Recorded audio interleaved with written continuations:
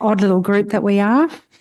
We've got four awesome contributors for the topic today, which is looking at social media in children. Is a total ban or is age verification the solution? The way I'm going to kick off is I'm going to invite each of our panellists just to share a few opening thoughts and remarks. I will introduce each of the panellists as well before we get going. Some protocols. We have the AUIGF Code of Conduct. Please refer to that. Participants either in the room or online that fail to adhere to our Code of Conduct, we may ask you to be removed. Please log into Zoom using your first and last name, not your company name and not your nickname, please. We want to be able to identify everybody, particularly where they're coming from and what perspective they're contributing from. So please state your name and if indeed you have an affiliation when making comments or asking questions. The format for the next kind of 50 minutes, we're going to do 3 or 4 minutes each opening up. We're going to go into some deep middle part conversation. I'd like to invite questions from both online and from in the room. But what I would like to request when you're thinking of your question, simply because we only have about 50 minutes, I would rather not take specific questions for sole panellists. I'd rather take questions where you abstract up and out and think about, is there a big question that I think at least 2, if not all the panellists could maybe make a contribution towards answering. So please give that some thought. And then we'll kind of try and bring it to a close in the last 10 minutes or so, looking at some key takeaways. I'll be asking each of the panellists to think about what might be 1 or 2 things that they would like you, the audience, online and in the room, to take away. So with that in mind, I'm going to introduce our speakers, and I can't see, I'm just loading up Zoom, and I want to make sure that my 2 speakers are online because I can't see them, so I'm just going to multi-speaker. I still can't see them, so I'm presuming that Lizzie and Jenny are both online. Eek, how do I as the moderator know that my panellists are online? Andrew, can you give me confirmation that Lizzie O'Shea and Jenny? Yeah, great. I've got thumbs up. Hi, out there. All right.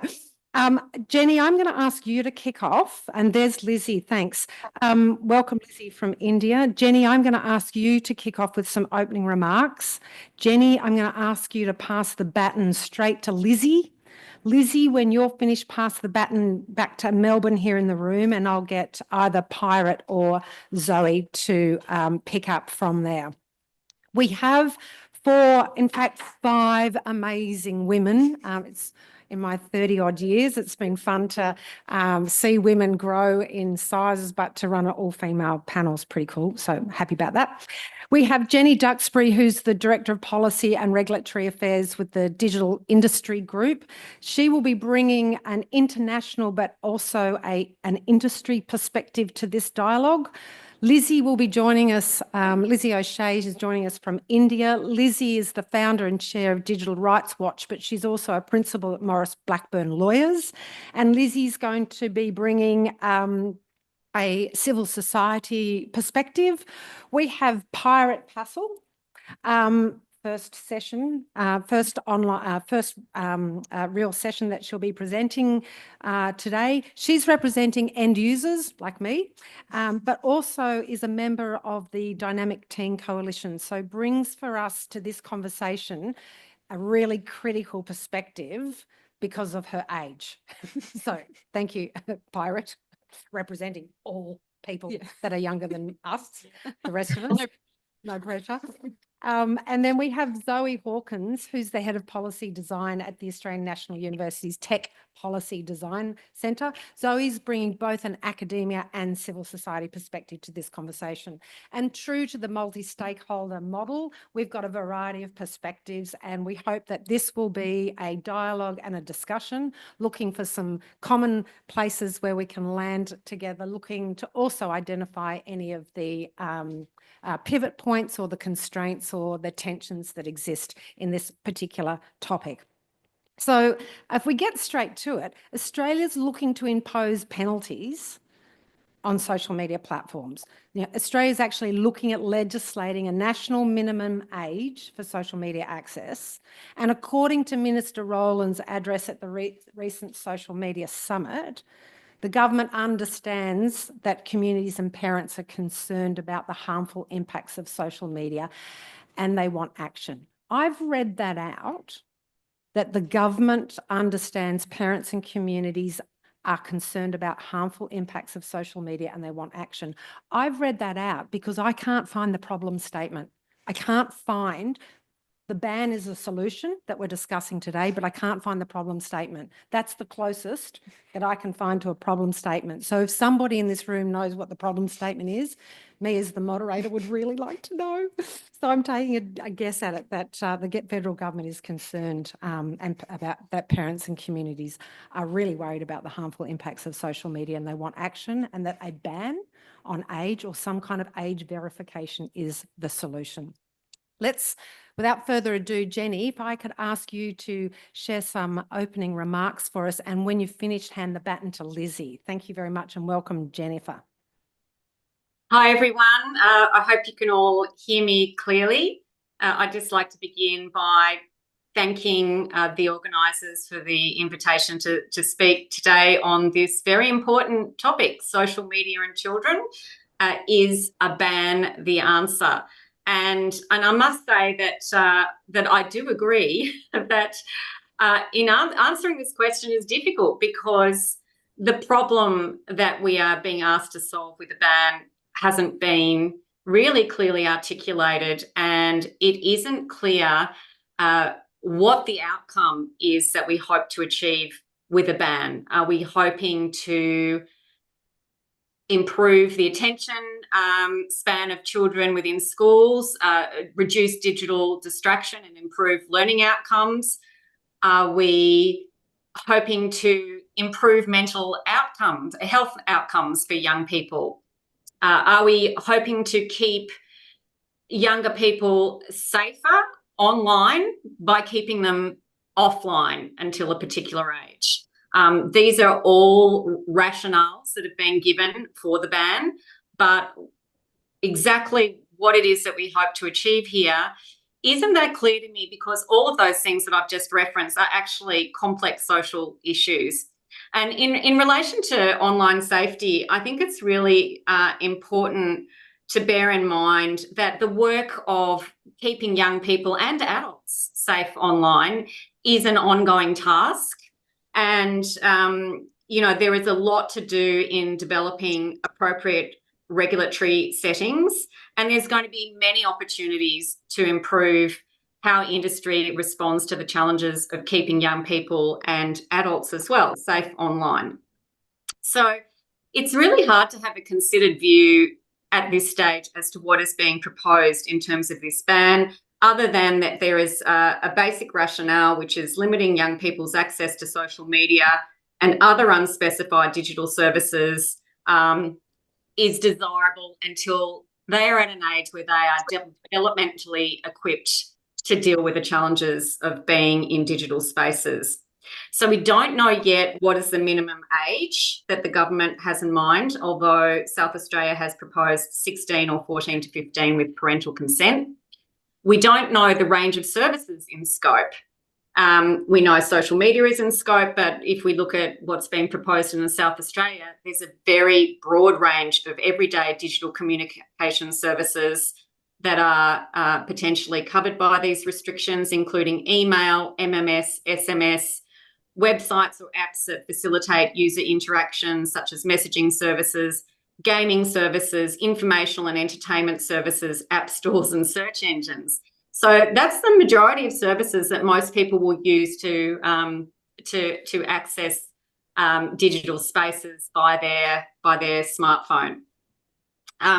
Most importantly, it's really not clear how the government expects the ban to be implemented, because especially if it extends to such a broad range of services. The government has acknowledged that age assurance technologies are immature, that there are concerns about the reliability of current technologies, that they have privacy and security implications, and that these requirements might actually operate to exclude and disadvantage some groups, so increase digital exclusion. There isn't an industry standard for age assurance, and while there is a age assurance trial currently in train, we don't yet know the outcome. What we do know is that this is a very polarised and politically charged issue. We do acknowledge that there's considerable community concern about the issue, especially from parents and carers. And we also know that there's a fair bit of politics around this, and I think Zoe's going to talk to that a bit later. Experts are divided about the extent social media contributes to poor mental health outcomes or poor learning outcomes. And so I don't really have an answer to the specific question that's been posed, but I do think it's important for people to appreciate that there is a lot of work going on in the online safety space as we speak. There is a statutory review of the Online Safety Act that will be concluded very shortly, and we'll know about what changes to the legislation are being proposed to improve safety outcomes for young people. And the industry has also released codes for consultation, in which, if accepted by the E-Safety Commissioner, will be mandatory, that will be aiming to protect children from a range of harmful content, including suicide, eating disorder and self-harm content and pornography. And the last thing I'd just like to say is that one of the things that I think it's important to appreciate that social media has done to benefit young people is that it's given them an opportunity to raise their voices and demonstrate their capacity to advocate for political change on issues that impact them, issues such as climate change, gun control and abortion rights. And it seems to me that in this instance, the government should really take special care to elevate the voices of young people in this debate, to listen what they have to say and give their views careful consideration. And I hope that the government can allow enough time and space to allow young people to meaningfully participate in this decision as the citizens that will be most impacted by the decision. Fantastic. Thanks, Jenny. And Lizzie, let's go straight to you. Great. Thank you so much. Hopefully you can hear me, but someone will, I'm sure, tell me if you can't. So I am the founder and the chair of Digital Rights Watch, which is Australia's leading organisation advocating for human rights in online spaces. And I'm grateful to be part of this panel, and I think civil society has got an important role to play to advocate for better policies in relation to online safety. I wanted to thank Jenny for putting some of the specifics into the discussion, because it's not always clear what's meant by age assurance, because it can mean multiple different things. There's no clear alignment on what the technology is. But I would just take the opportunity to give a little bit of background. Originally, the proposal around this was around accessing adult content, and quite particularly pornography. And that was, in fact, what the E-Safety Commissioner was charged with doing in creating a roadmap for age assurance quite a while ago now, well over a year ago, possibly two. I can't recall off the top of my head. But the point being that this has evolved since then. Originally, the government rejected the roadmap to age assurance because the technology wasn't up to scratch, and there were a variety of problems with implementation, which I think is interesting. And then since then have reversed the position in a somewhat obscure manner, not necessarily with clear paradigms for what age assurance would look like, possibly at the behest of state governments pushing the federal government to lead on this. But the point is that we are operating in a space where there's no clear proposal, let alone a clear problem statement. So we are at something of a challenge in terms of responding to it. What we do at Digital Rights Watch is try to bring a human rights approach to the problem. So that is to say that there may be very serious problems with young people accessing content that they shouldn't be, or don't want to access at that particular time in their lives. And there may be other issues around giving them access to what might be classified as a dangerous product. That's, of course, contentious. But a lot of the proposals around age assurance require an invasion of privacy and interference with privacy. Now, privacy is not an absolute right, but it may be that it's worth interfering with the right to privacy in order to allow other people to exercise their rights. However, the problem is you need to justify an invasion of privacy using the human rights approach. It's required that it be reasonable, necessary, and proportionate for a legitimate purpose. And we haven't seen the basic paradigms of the debate set in terms of policy, but I don't think we've seen evidence that that kind of interference with privacy is justified at this point. Because it probably goes without saying, but to impose any kind of age assurance regime requires a very widespread invasion of privacy. It requires interfering with young people's rights as well, which is another set of rights. It's not clear that that interference is justified either. But even from a basic privacy perspective, it requires most Australians to have to experience interference with privacy. And we don't think that process has been gone through to justify it. Now, what I would say is substantively the problem, if I could try to articulate it, is what's somewhat discussed by the E-Safety Commissioner in her roadmap. And if anyone hasn't read it, I think it is worth reading just to get across the material, because she pointed out that this is a very complex issue. The research is often contradictory about the harm caused to young people or how they experience online life. And where she ended up, I think, is quite a sensible spot. That she observed that public perceptions research indicates that there's a broad base of approval for age assurance technology, but low confidence in the successful operationalisation of it. And I think many people share that feeling.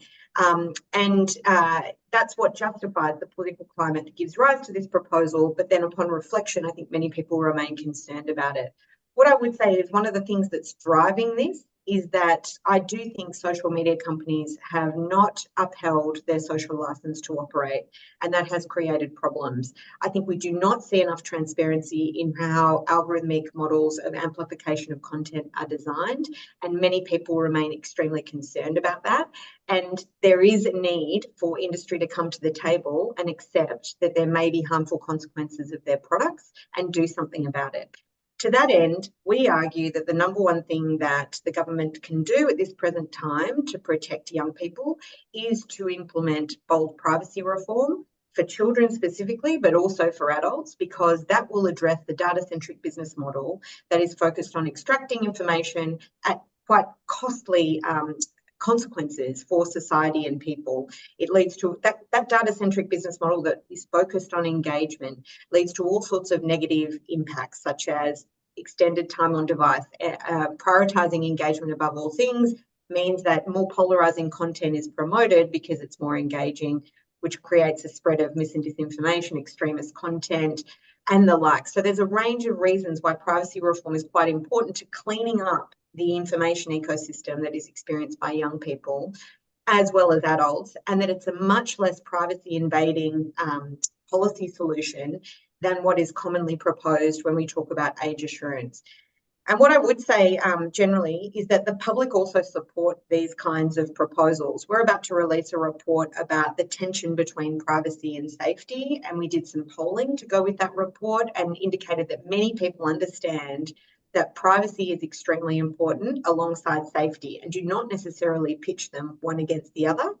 And what I think that demonstrates is there's an appetite, a base there for policy making that is much more sophisticated than what we've seen on the federal and state stage. Not sufficient engagement with the complexity of the issues, not a sufficient courage for dealing with business models that are predatory and harmful, and not enough listening to particularly young people who've got a lot to say about this ban, who've got a lot to say about how they use social media in ways that are useful to them, but also the ecosystem could be improved. And research on that, I think, needs to be elevated and platformed. And so I'd really compliment Outer as well for having a young person, I sound like an old person talking about a young person, having youth represented on the panel, because too often I think that voice is excluded. And to that end, I might hand back to Melbourne. Thank you very much. And maybe we'll kick off with Zoe, and then we're going to go to Pi.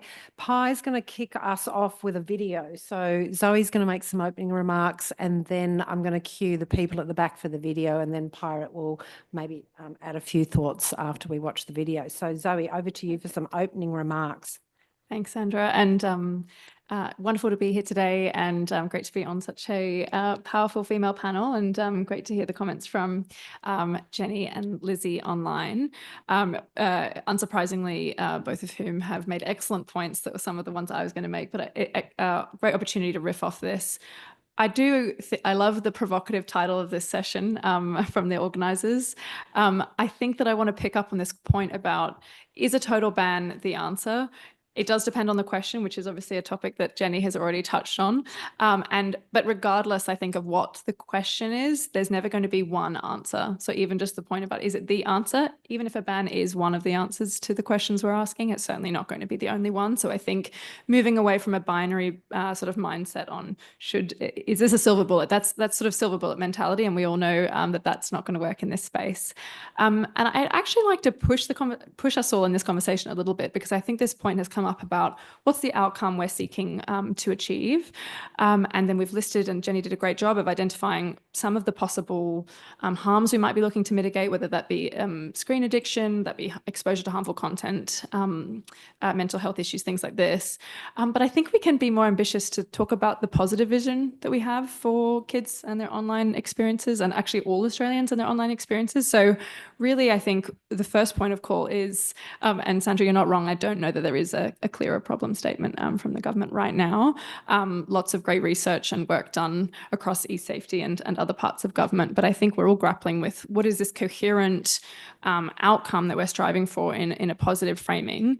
And I think that part of the way of getting there, and Lizzie's already touched on this, is moving past the whack-a-mole and silver bullet mindset. So there's already lots of conversations as part of the Online Safety Act review of the need to move from content takedown only, although that has a really important place in the harm minimization ecosystem, but also moving to that sort of systemic harm prevention, risk prevention models. At the same time, we need to think about those business models that are fueling a lot of these harms, like go further up the food chain in terms of where this is coming from, which is what Lizzie was getting to with the role that privacy reforms can play. And so it's really great and to see how much enthusiasm and speed the Australian government is willing to put behind these potential age restrictions. But I think some of that energy could be better directed to moving some of those privacy reforms ahead a little faster, as I'm sure Lizzie would agree. But I think just to add to that, another lever that we have could more fundamentally help us design a positive social media future that we might want to engage in and that we can actually aspire to rather than just look to contain, is really tackling that business model also through a transparency. And I know that that is something that the Australian government does have existing transparency powers, but they are relatively narrow. And so how do we actually unlock, how do we harness, there's this sort of, to Sandra's point about this understanding of community discontent and parental concern and worry about the state of social media offerings and experiences for kids. Well, how do we, instead of just taking that and saying, okay, well, we accept the negative outcome of social media as it is, or as we perceive it to be, and therefore the only solution is to put it in the bin. How do we say, well, actually, how do we use that as consumer voting power through transparency to unlock that competition? How do we turn the business incentive around through transparency so that parents can choose and help vote with their feet with their kids as to where they can have their online experiences, and hopefully drive towards some more positive options for everyone? And I think in this conversation, we're definitely going to get into the devil's always in the details. So talking a little bit more, as Jenny already alluded to, is what do we mean by social media? That list can be quite long, particularly when you add a lot of the other digital services that people are considering. And how do we make sure that this isn't, that this is done in consultation with young people, which is why I'm really pleased that have Pi on the panel as well. So I'll leave my opening comments there and look forward to the conversation. Lovely, thank you. And we might roll the video. Yep. Hi, I'm Pirate Ruby, coming to you from PAX.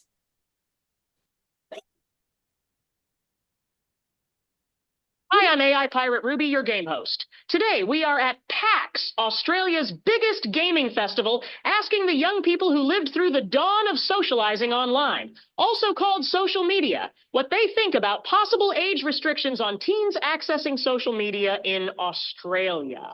And probably elsewhere. This round did not end like I expected.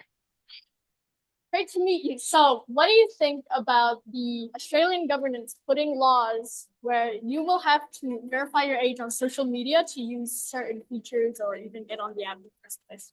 honestly, social media ruined my teenage life because you're always thinking like, what can I post on there? What are people going to think of me? And I think there should be an age limit just so teens can just enjoy their life. I think it's good. One of the biggest regrets I have is unrestricted internet access That's because fair. you get exposed to a lot of stuff when you're younger, and I don't think it's good for the younger generation. I do think there should be some sort of verification. I think it's probably a good idea for a lot of teenagers, or well, especially younger teenagers. Yeah, well, I'm all for it. Perfect. You need to have a safe environment, know exactly who you're interacting with. I think if they're ID verifying, as I say, from a legal perspective, because I'm a law major. Yeah. Wow. From a legal perspective, it is smart. From a public's perspective, it can also just be really uncomfortable for people who aren't in the position to have an ID or any sort of Yeah. identification. People who don't have like access to any of that. It's very unfair to them. Probably be a good thing. So younger kids aren't getting influenced by social media as much and just having a childhood. I also had it as like a young age. I had Yeah. access to the internet I and totally it wasn't agree. a good thing. Yeah. Difficult to think about how they would enforce the verification, how Yeah. they would do it, what mode would they try to use. It just seems like you can get around that with fake IDs. I have younger siblings, so for certain apps, I definitely think there should be a security thing. Yeah. But I mean, anybody 16 and older, they can kind of do whatever they want, honestly.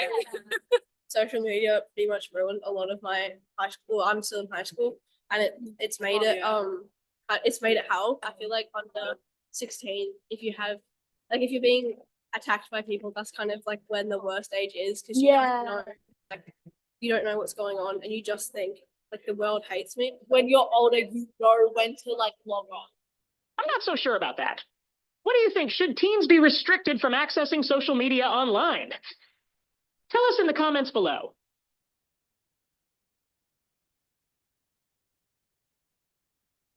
Thank you. I think, despite the video, I think it shouldn't be a thing where you should have the freedom of speech to express yourself on the internet, even as someone who is younger.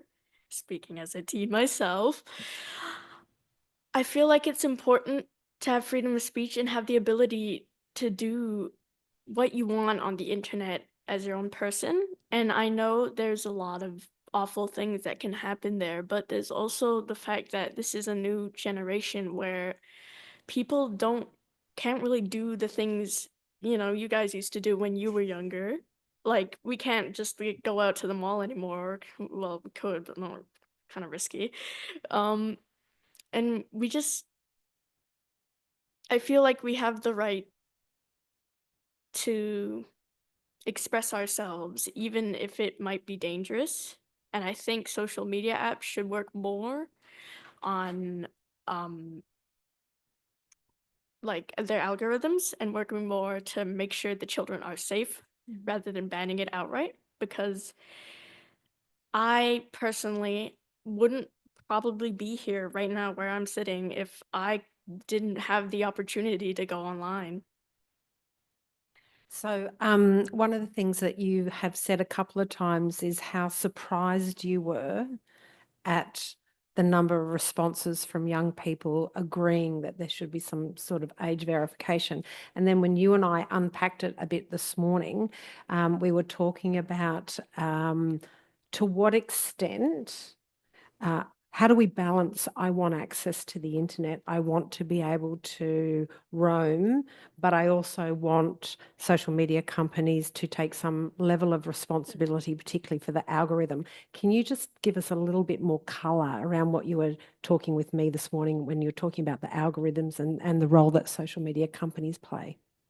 I think, as mentioned before, it's important for them to moderate their content as well as have a safe environment for children.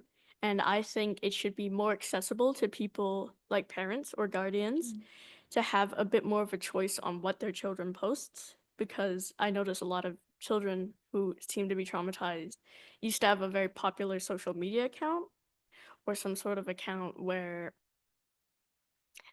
they posted super personal stuff and it ended up really biting them in the back later. And I think there should be an option to prevent that, but not ban it outright. Thank you. I want to pull us back a bit, and I'm thinking about if the government has a desire to do something by the end of the year, it's not very far away.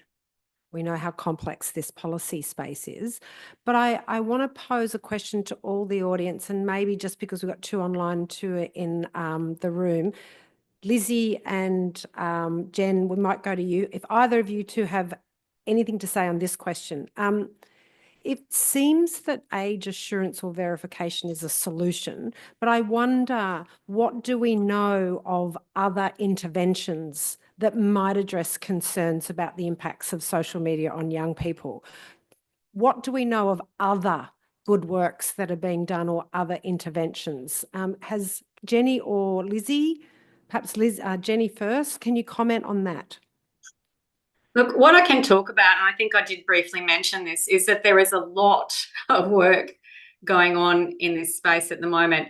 Lizzie has rightly pointed out the importance of privacy reform, and the privacy proposals include a proposed children's privacy code, which I think hopefully will be an important piece of the puzzle. I mentioned the release of the industry codes for public consultation. And I would really urge people here today to think about making a submission to that industry consultation, because that does cover a range of issues. Some of the worst content which has been of concern, as I mentioned, around pornography, suicide-related material, eating disorder content, and so on, self-harm content. Those codes also have proposals in relation to algorithms, which is something that both of the other speakers have mentioned. So there is a lot that can be done. There are various other suggestions that I've heard, and I'm not going to make a comment about those, that go beyond just regulatory interventions. So, for example, steps that parents can take to better understand their children's social media usage. I recently attended the social media summit that was put on by New South Wales, where one of the American experts was strongly advocating giving younger people a flip phone rather than a smart device to restrict the amount of time that they potentially have online. So there's a lot of potential interventions.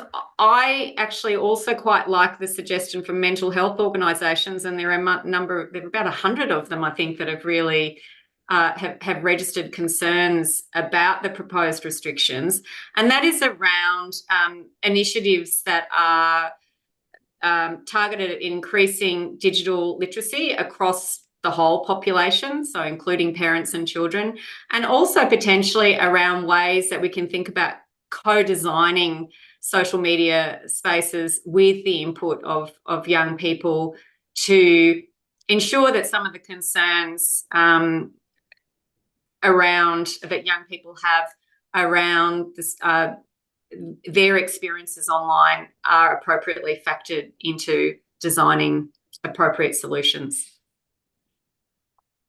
Can I just jump in? I do think it sort of depends on what problem you're trying to solve, right? So is it kids spending too much time online and not getting out on the sporting field, I think is the Prime Minister put it quite glibly, which I think is a very unfair characterisation, because lots of people live quite fulsome lives online and make friends and do interesting things. However, I understand why lots of young people in particular, and if you poll them, often say they do support a ban because they don't like the space. Many adults don't like the space, let's be honest. So I think it's interesting to talk about some of these proposals and think how they could be extended to adults as well. So the online safety code that's being proposed in Australia would be modelled on the UK version, which does things like prohibits dark patterns in advertising or choice making online. It recommends things like collating notifications, those kinds of basic things that should be, I think, most people would benefit from, right? And in fact, it's interesting that social media platforms have already started to respond. So it's a shame that it took to this point for these companies to put proposals that are specific to young people that would improve or have been called for a long time, that would improve their environment. But maybe that's part of the process. But that I find to be disappointing, because I think that could have happened at any time. That Australian social media companies could have followed the UK Children's Code. We could also extend that to adults. We could also do things like prohibit predatory industries from advertising. So things like gambling, because one thing I think about young people is if we've gamified sport, for example, and then we let them come onto social media and be exposed when they turn 18 to various predatory industries through advertising for alcohol, gambling and the like, that's a very serious, I think, failure on our part to support them participating in online life in a constructive way. That kind of proposal would also benefit many, many adults, as you can imagine. And then there's a whole nother scheme around mainly or to a large degree, what the online safety scheme is looking at as well, which is protection of children, protection from criminal content, like pro-terror content, like child sex abuse material. And that's a whole nother issue. I mean, potentially also addressed, according to some, by limiting access to social media, but I think it's a much more complex problem, and there's a range of different policy interventions that are available that are being researched to deal with that issue. So there are multiple different problems that are being collapsed into a single policy solution because the political environment is conducive to that, which is disappointing. So we do need to build up the capacity for Australians to have meaningful conversations about rights, about proposals around harms, about giving young people freedom, while also saying there are too many large social media companies who have neglected to uphold their obligations as a product service provider to be safe, to prioritise safety over profit. That is a problem that we're having to deal with. And there's no way that we're shying away from that, I think. And that's what fuels these very simplistic policy debates. And I wouldn't want to walk past that, because I think it is a problem. It's sort of what you've seen in some of these young people talking about how awful it is for them.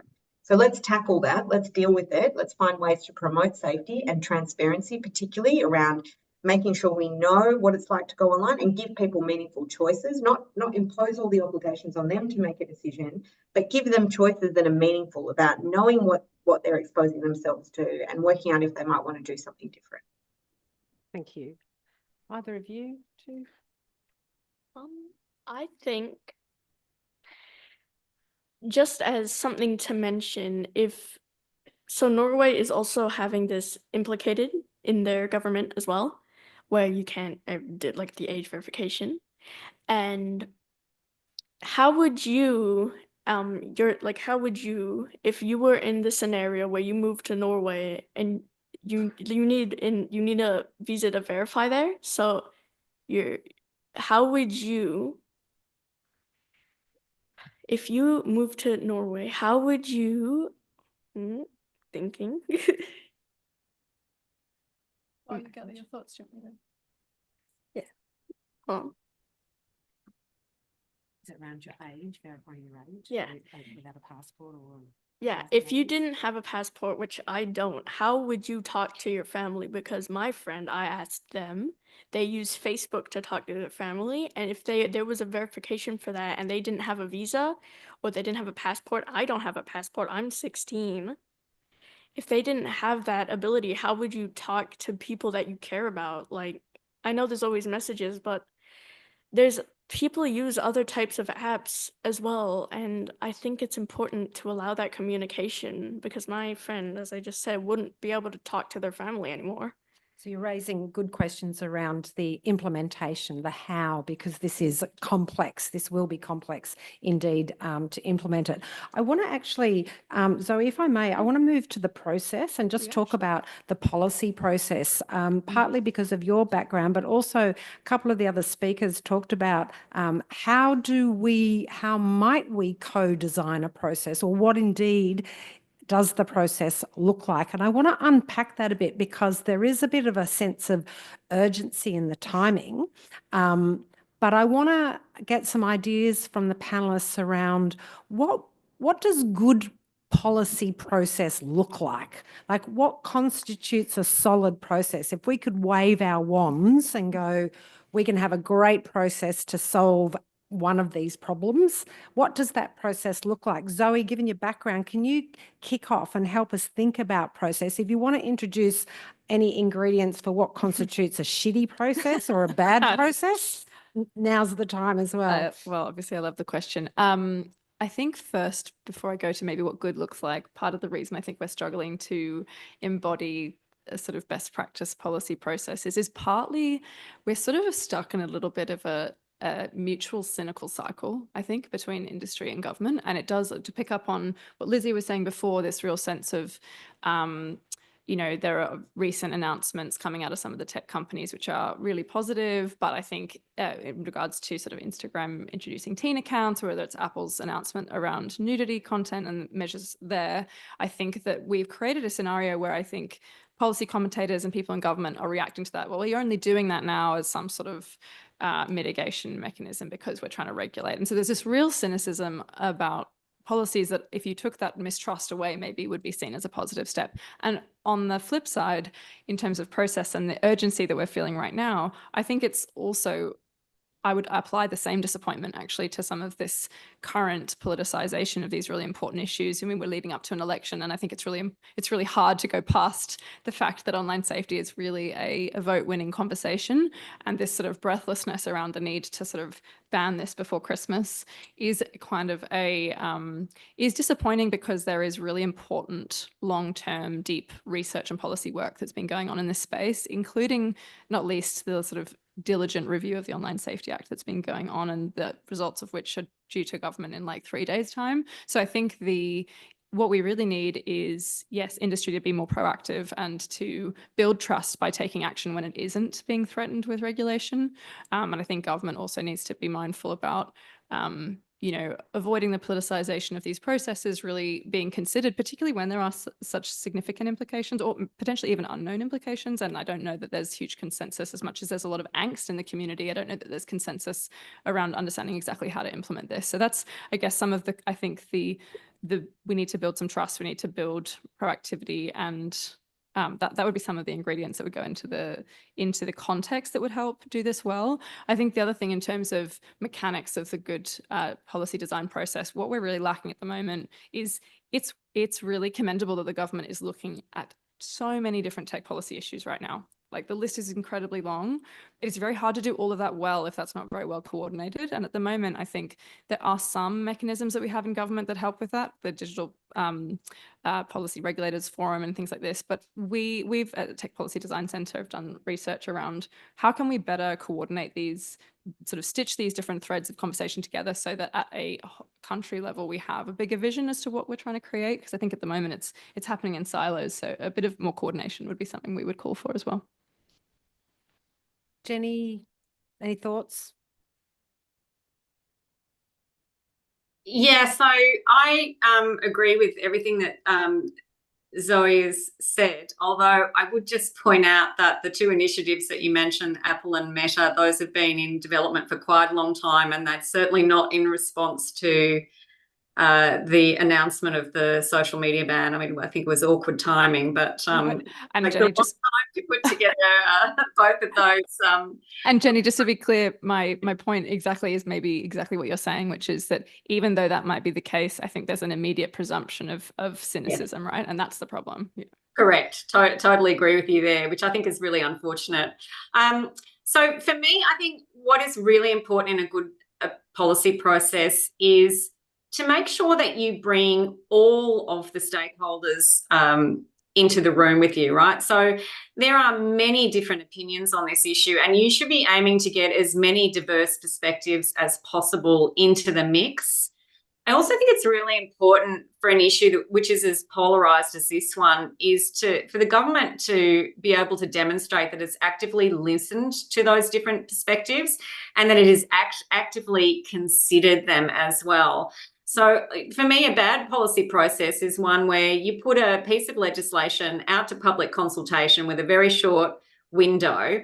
You get 400 or 500 submissions, and then a draft bill, is then put to Parliament very rapidly, and quite often before even submissions have been published, and there's no actual response given to those submissions. So to me, a really good policy process is one where actually every submission is properly considered, and that is demonstrably clear to the participants, and it's clear that you have considered those perspectives.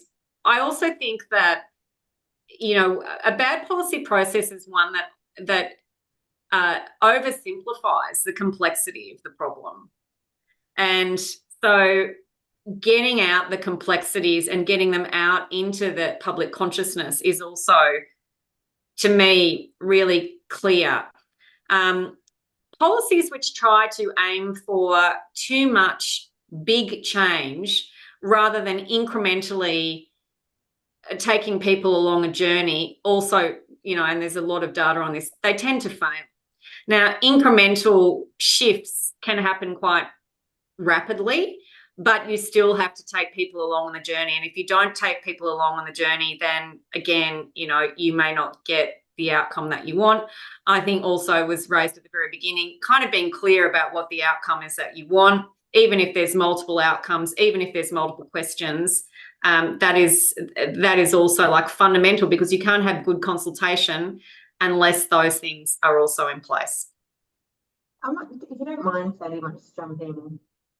So I would just add, though, the co-design process we have at the moment in e-safety involves development of codes by industry that are looked at by civil society and others, and are sent to the regulator, then are looked at again by civil society and others, and ultimately approved or not approved. And if not approved, then there's a whole other process. And what I would say is there is almost no one from civil society involved in this process. We, for example, are not funded to any meaningful degree to do it, but we do it because we think it's really important, and there's very few people advocating for human rights. So that kind of model of co-design, I think in principle, can be very useful. It can also be a default industry design process because they are the best resource to do it. In e-safety, I'm not sure that's what's occurred, but it can then also be a default regulated design process. And I mean, I'm speaking loosely, like I'm making assumptions or grandiose kind of statements about it, but I just want people to be aware that there are power dynamics in how these processes of policy development take place. And civil society is on the back foot. Like, it's not as though we are attending and participating meaningfully in all of these things. And I think both industry and regulators would agree that that's a problem. I don't think anybody wants that. I think it's not easy to make good policy, to create good policy if you don't have all the stakeholders participating to the degree that they should. And Australia is miles behind our colleagues in the United States or our colleagues in Europe, for example, that we look to, who often are implementing or developing similar policies, who have a much larger sector. I just want to put that out there because I think sometimes people think this is this discursive process that is kind of everybody's participating on an even footing, and it's not. Civil society in these spaces is often like 4 people, 2 of whom are volunteers. So I do think we need to have a meaningful discussion about those failures in some of the resourcing questions if we're going to talk about good policy making, because I think otherwise it's a theoretical discussion which isn't grounded in the realities of what it is to be involved in policy making. Lizzie, can I build on that? And I wouldn't mind maybe Zoe and either Pirate or Jenny if you've got some thoughts. So the classic process that I've just heard, and it feels like I've heard this for 30 years, someone puts out a paper, a bunch of people respond to it, you may or may not hear back from them, and it's done kind of in isolation. So here's my question. If you could change one thing about the policy design process, just one thing, each of you, to make it cheaper, easier, faster, more pragmatic, more inclusive, what would one thing be to that, what many of us in this room know as a very stock standard policy process? I have one suggestion if it's helpful. Sorry to dominate, but I'm very quick. My friend, sometimes collaborator, Julia Powles over at UWA, has written an interesting article about this, looking at gene technology development. She talks about how there's a civil society kind of panel that's involved. Like, again, I'm leaving out detail, but rather than it's a single process for the development of a single policy, you have established an ongoing panel that's funded to do this work that involves members of the community, that is discursive with them, that listens to them, people affected by the policy proposal, civil society orgs that might represent those people. But there's a commitment that's in the structure of the policy development process that platforms people other than those who have a particular interest, vested interest or otherwise, in the outcome of it. And I think that's one change, which looks to be more expensive or slower, but I think in the long run gives us far better policy outcomes, which is ultimately more efficient and better for Australian society. Jenny, what about you? And then I'll go to Pirate and Zoe.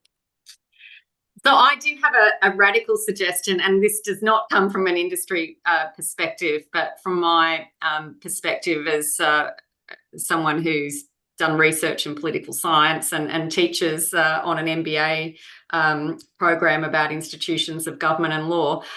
I genuinely think that it's time for us to consider whether we should be reducing the voting age in Australia.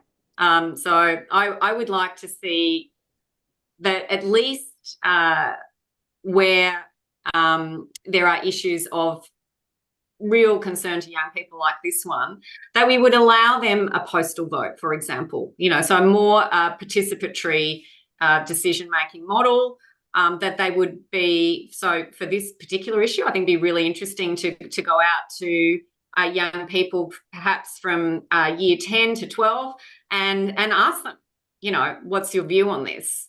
Give them a vote that has to be considered by Parliament. But yeah, more broadly, I mean, I kind of think that there are so many big issues that face young people now, like climate change, where it kind of makes it makes sense for us to consider whether they actually should be given the rights that other citizens have to have a say on these kinds of issues.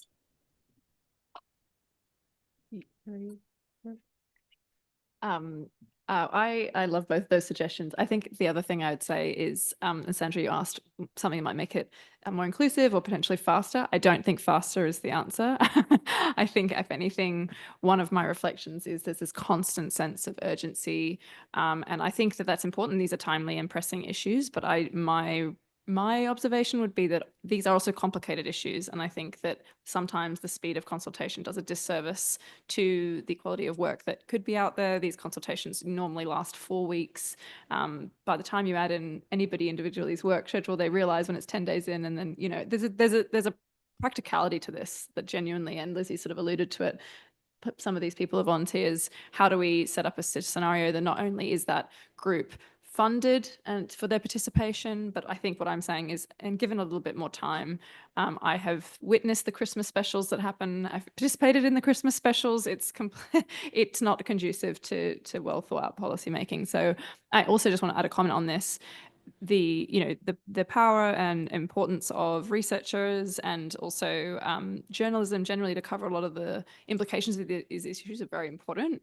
But I do think there's also a role for media to consider how they cover some of these issues. And I think us to have a bit of talking, Lizzie, about vested interests, I think it's also an interesting dynamic in this, that some of the pressure, the political pressure that politicians respond to is not just coming from voters, it's drummed up by journalists and how they cover these big tech regulation issues, and that's important and an important role to play. But we can't forget that, particularly in this context right now, there is somewhat of a business contention between media and big tech companies that does play into the politicization of these issues. And I think just being aware of that as well is really important.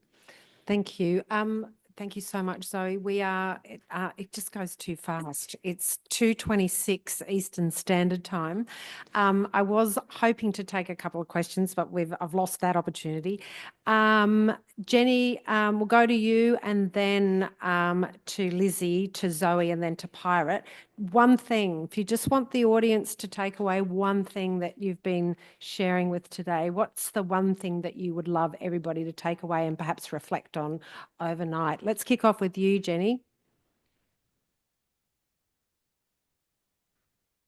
I think what I would want everyone to reflect on is the fact that this is not a silver bullet for any problem. I think, Zoe, you also mentioned that, so I hope I'm not stealing your message, but it isn't a silver bullet for any of the problems that potentially could be laid at the door of social media, or indeed a range of digital services which are in scope in this, that this is a complex issue.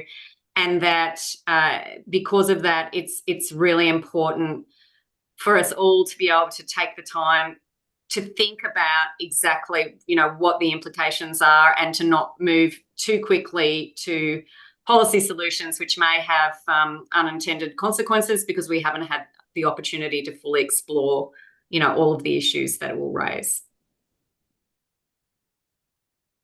My turn. I would just say, when I heard this proposal, or I read that it was underway, like, my heart dropped a bit, but I have been pretty encouraged by the way in which various civil society organisations that represent young people have come to the table and made very sensible remarks. And I think the political mileage that comes out of such proposals has not been as evident in this discussion, that in fact we are having a much more nuanced discussion than I think most people anticipated, or perhaps I anticipated when this was first proposed, which I find that quite encouraging. I think the basic foundations are there for people to have proper discussions about how we protect young people, give them the chance to flourish and thrive online, and also hold companies to account for doing the wrong thing. And so I think it's there. We need to start putting it into place and escalating it.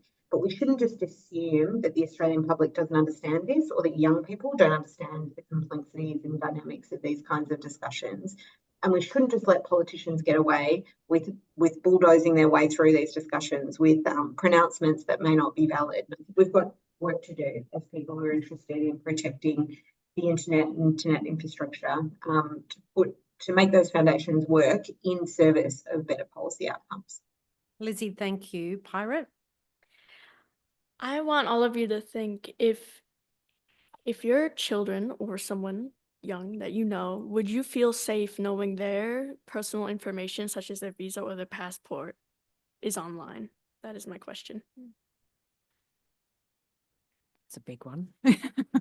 Zoe, question. you better come back with something decent. What have you end up with? I think for me, the thing I've been thinking about on this particular topic is, I think online safety is a fascinating policy area because it's highly emotive for a lot of people, and it's something that everybody feels like they have experience in. And I think that makes policy conversations really interesting. And the trap that I'm constantly reminding myself to try and avoid, and so I'll share as an encouragement for us all, is to try and avoid anecdotal decision making. I think it's obviously what drives all of the political conversation.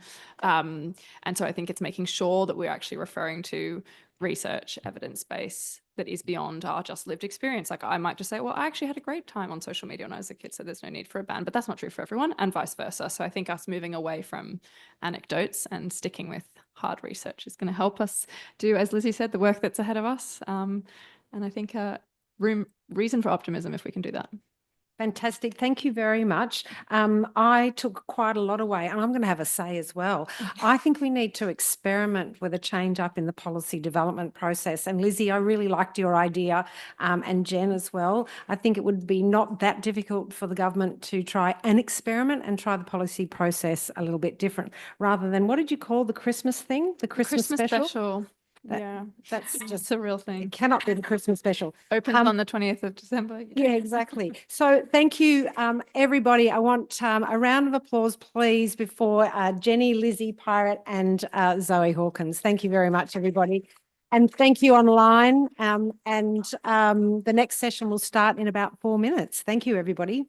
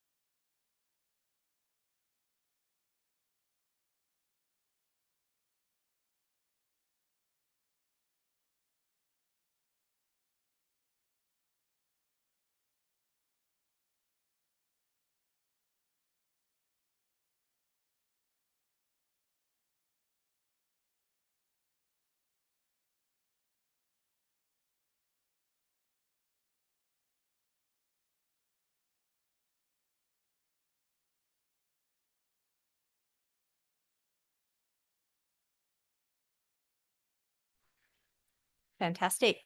Good afternoon. It's wonderful. Oh, thank you. It's wonderful to be here this afternoon. I'm Anne-Louise Brown. I'm from the Cybersecurity Cooperative Research Centre, and it's great to be here today to moderate this panel discussion of the challenges of cybersecurity, of which I think we can probably all agree there are many. Before we begin, I'd like to acknowledge the traditional owners of the lands from which we all meet and leaders past and present. I would also like to remind everyone of the AU IGF Code of Conduct. Respect people, enable participation, stay on topic, and keep it safe. Participants that fail to adhere to the Code of Conduct may be removed at the discretion of the organising committee. For those playing at home, I'd just like to remind you to log into Zoom using your first and last names, not your company name or your nickname. Online moderators will remove anyone who can't be identified, and they will need to log back in using their real names. We also ask participants to state their name and affiliation when asking questions or making comments. So this session, Challenges of Cybersecurity, is sponsored by Identity Digital and will explore the dimensions of cybersecurity in the internet age. It will ask, how do we prepare ourselves now for the future? Do we need systemic change, individual action, or both? To unpack these questions, we're joined by a stellar panel: Associate Professor Vanessa Teague, CEO of Thinking Cybersecurity and an Australian National University School of Computer Science Associate Professor; Ram Mohan, who is joining us online, and he's Identity Digital's Chief Strategy Officer; and Xavier O'Malley, who's the Assistant Director of Cybersecurity Engagement at the National Office of Cybersecurity, which we know in Canberra as the NOCS. So I'll start with a question today for everyone, and I guess, as part of that, it would be great if you could, introduce yourself a little bit and your interest in this particular topic. But the thing I'd really like to sort of unpack in this first question is, how do you define cybersecurity? Because the more that I spend in this space, the more I start to realize that cybersecurity means a lot of different things to different people. And what do you see as the biggest challenges facing cybersecurity now and into the future, which is just a little question. So we'll start with Vanessa, and then we'll go to Ram, and then we'll go to Xavier. Okay, just two little questions. So obviously both of those things are very hard to define. I think the right way to think about the definition of cybersecurity is to think about the person sitting in front of the device and think about whether the device is doing what the person expects it to be doing. And so a failure of that could include all of the traditional things that you think of as cybersecurity failures, like leaking their personal information or making non-consensual transfers out of their bank account. But it could also include a lot of things that we kind of put up with without exactly criminalizing, but we don't like exfiltrating the history of their search queries and using it to manipulate them for advertising or political purposes. I would call that a cybersecurity fail, assuming that the person isn't really fully aware that that's happening. What are our main challenges? In Australia, I would say actually the main thing we get wrong is we don't emphasize the hard technical education necessary to do a good job of cybersecurity. All of the other stuff is important as well, the policy, the laws, the processes, and the making nice pamphlets and everything, but actually getting enough people seriously qualified with the hard technical stuff is something we fail badly at as a nation. Fantastic. And Ram, what are your thoughts? Thank you. I'm not going to venture a new definition of cybersecurity. I thought that was a really good explanation for it. And in some ways, defining cybersecurity is like getting some blind people to describe an elephant. So I won't go down that path. But I will say that it's pervasive. The problems that occur and the consequences of poor hygiene are visible everywhere. So really, I think the thing to focus on is how do you increase awareness of the value of hygiene, cyber hygiene, and how do you ensure that the sheer gross inconvenience of being more hygienic is conveyed, the value of it is conveyed over the sloppy, convenient part of just sending your password over email or just clicking on that link because it's easy, or just scanning that QR code without validating that it's actually going to a decent spot because it's just, you need it now.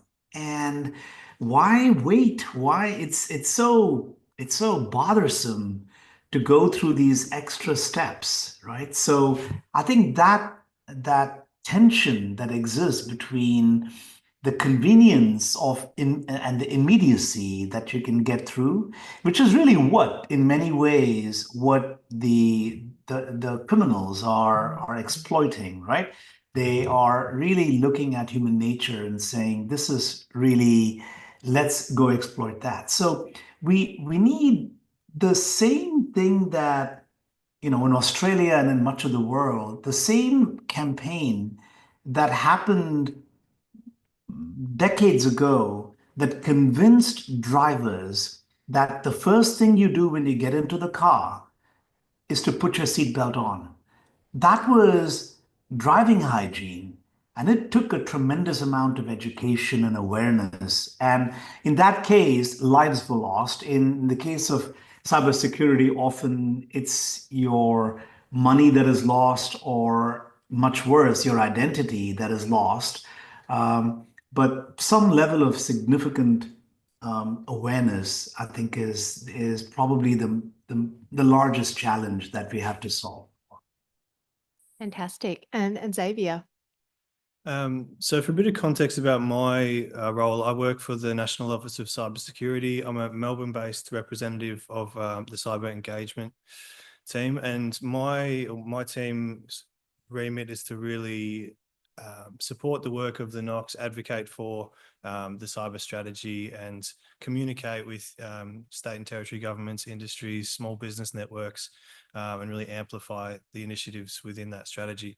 So I'm conscious that everyone in the room is and online is fairly savvy in this space. So I won't deign to describe the elephant, so to speak, about a definition of cyber, but I'll share what I communicate to smaller business representatives is cybersecurity, I think,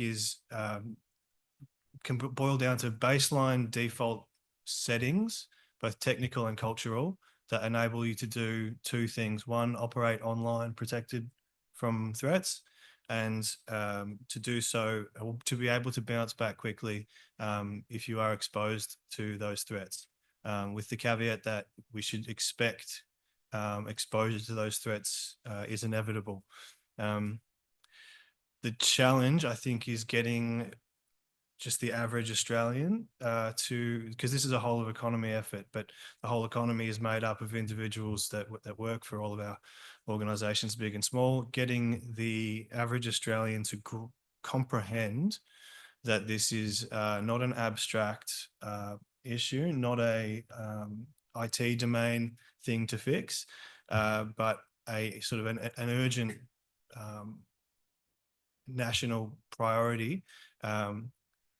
Getting them to grasp that, I think, is a big issue. But then also after raising that awareness, reassuring them that it's not a problem too big to solve, that certain behavior changes and those, raising those minimum standards, both technical and cultural, can do a lot to shore up your online risk. So that's what I'd say. Fantastic. Just drawing, I guess, on what all of you sort of raised then, I'm quite interested in this area of increasing awareness because we hear about it a lot. There's been many campaigns over many years, but in terms of actually improving that baseline, how far have we got? And how do we actually get better? How do we, we talk a lot about, stronger passwords and those kinds of things, but how do you, I guess, within the community affect that behavioral change? It's a big question, but we do hear the same messages over again, and we have for many years. So I guess, are we doing, do we need to do something differently to change the way people behave online to make them more cybersecurity, and as a result, the economy more cyber secure? And drawing on what you said, Vanessa, around better tech skills, I think that that's really interesting. There have been lots of conversations around the professionalization of cybersecurity in Australia. I don't know if we've actually got there yet. We don't have that, kind of accredited body that helps, mark people out at particular levels and things like that. So sort of drawing on those two things, and again, a big question, but what are some of the things that we could do differently to help drive that change? Wow, that's two big questions. Okay. First of all, it's very unclear to me that we are getting better. Right? There are some aspects that are getting better, but there are other aspects that are getting worse. And if you look, for example, at the demonization of end-to-end encryption, that's a perfect example, right? We need to decide whether we actually want people's communications to be secure, or we need to decide whether we're going to bang on about how encryption is only for terrorists and pedophiles, because we need to pick one or the other if we're going to encourage people to appropriately encrypt their data.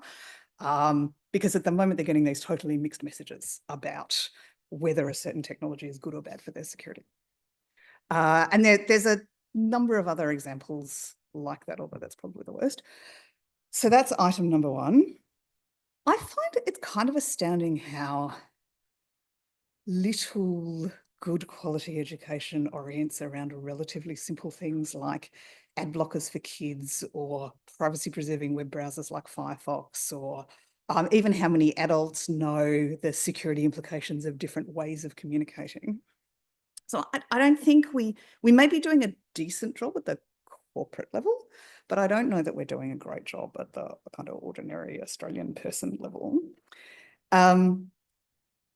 Some things have gone backwards. For example, my bank used to have a proper independent second factor of authentication. They keep trying to persuade me to switch over to SMS, and eventually I'll give up. But at the moment, I'm holding on to my little plastic token for now. I cannot find an Australian bank that has real 2FA that doesn't involve SMS. Why is that? It's mad. So I'm not sure that we are getting better.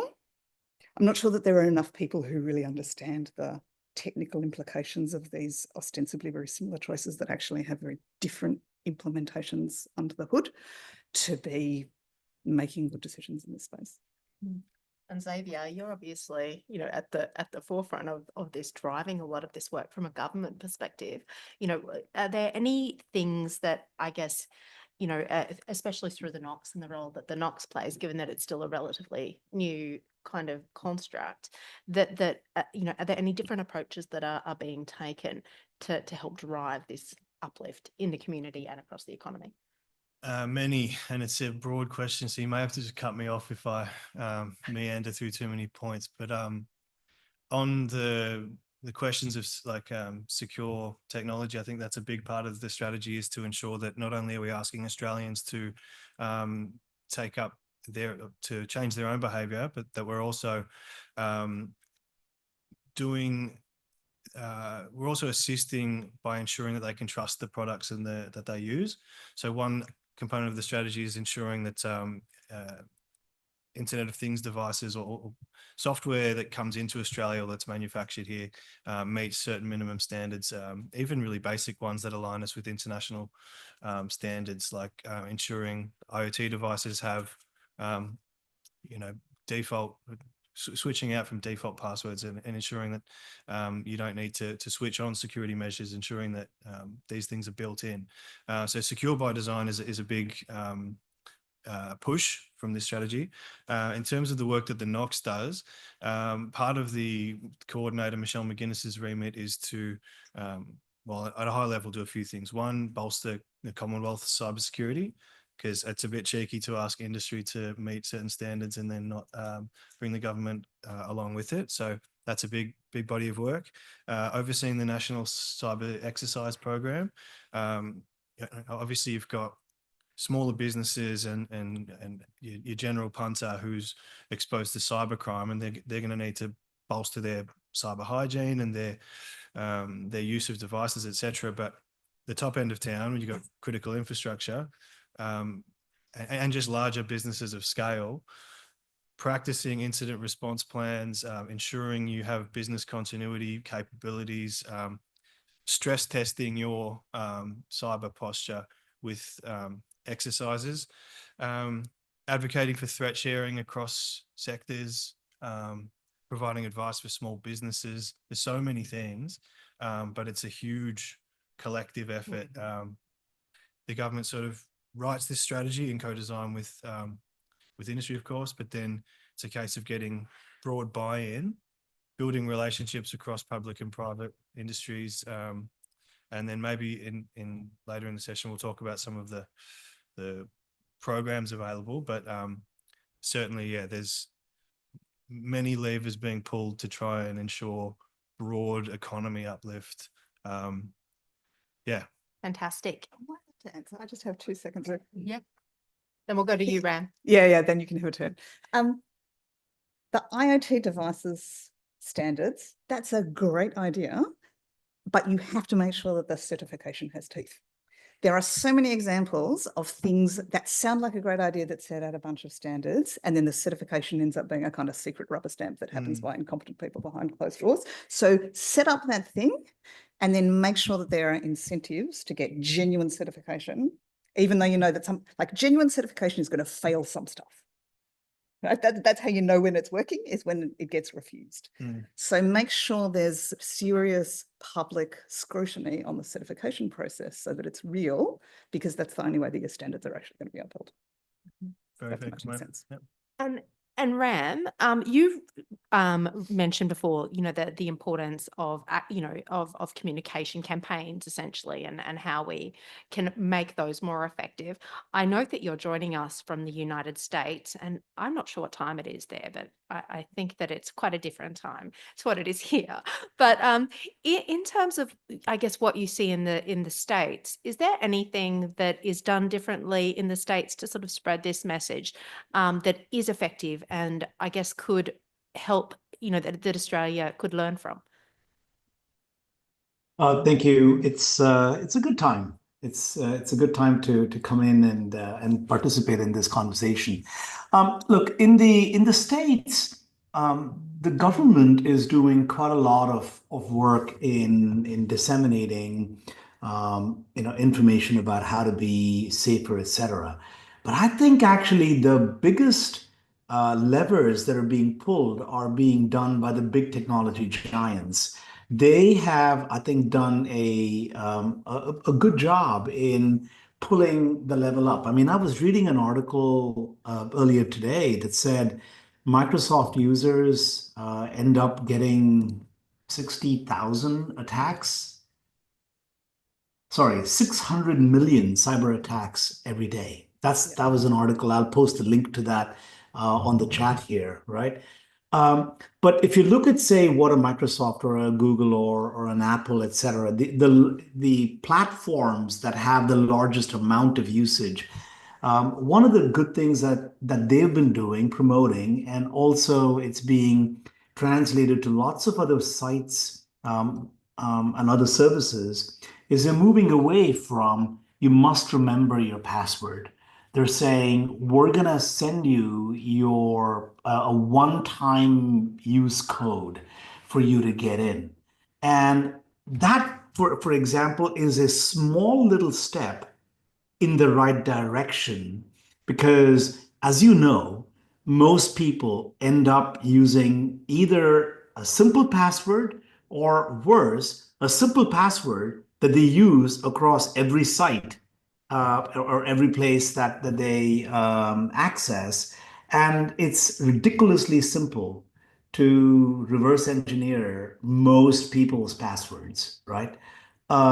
So kind of moving away from that model, I think there is some progress that I see happening here in the States. other side of it is that this is a somewhat larger country than yours. And as a result, the issues of awareness and scale are far greater. So there are so many successful scams and so many successful attacks on compromise of credentials that really work well in the US. And I would even at my own firm, there are people who I look at them and I say, why are you not using a password manager? Because then you don't have to remember any passwords. You remember one code, and then it can generate these wonderfully complex passwords across everywhere you go and autofill, etc. And it just doesn't happen, right? So, but I like that the big technology companies, many of whom are domiciled here in the United States, are moving away from the old method of username, password, credentials to one-time password as a way to enter their services. Yep, definitely. So almost moving to a security by default method every time you're logging into something. I'm going to ask Vanessa a question now, and I think we sort of touched on this a little bit before you mentioned end-to-end encryption. But a lot of your research has been focused on secrecy and its impacts on security. In your view, is secrecy good or bad for security, and how can a balance be struck between the two? I think there's a mistaken belief by at least some parts of the Australian government that things become secure because they're kept secret. That's a mistake. It doesn't necessarily mean that making them public will automatically get them fixed, but I think there's a tendency to use security as an excuse for hiding things when that is not valid. And I guess the obvious examples are the source code for the Senate count, one or two other things of a similar kind.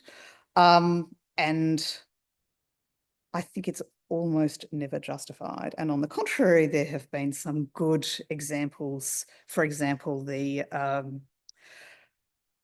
we recently looked at the code for the ACT's paperless direct recording electronic voting systems, which are not used in any other states, fortunately, which were doing shuffling of the votes that had been cast in a way that was actually not sound. And the code was not available in 2020. It was made available this year. So this year we figured out that in 2020, they hadn't been properly shuffled. So the fact that the code is made available made it possible to fix it in time for this election. So I think that kind of process is not appreciated enough, and more stuff should be open by default. Fantastic. And Ram, at Identity Digital, you work with registrars and deliver registry services, and you also provide top-level domains. How important is cybersecurity to your organisation? And over the years, how have you seen the importance of cybersecurity evolve in this space? Thank you so much. Look, domain registries, we're a domain name registry, and we work, as you said, with registrars worldwide. And we recognize that registries are the gateway to a secure and trusted online experience.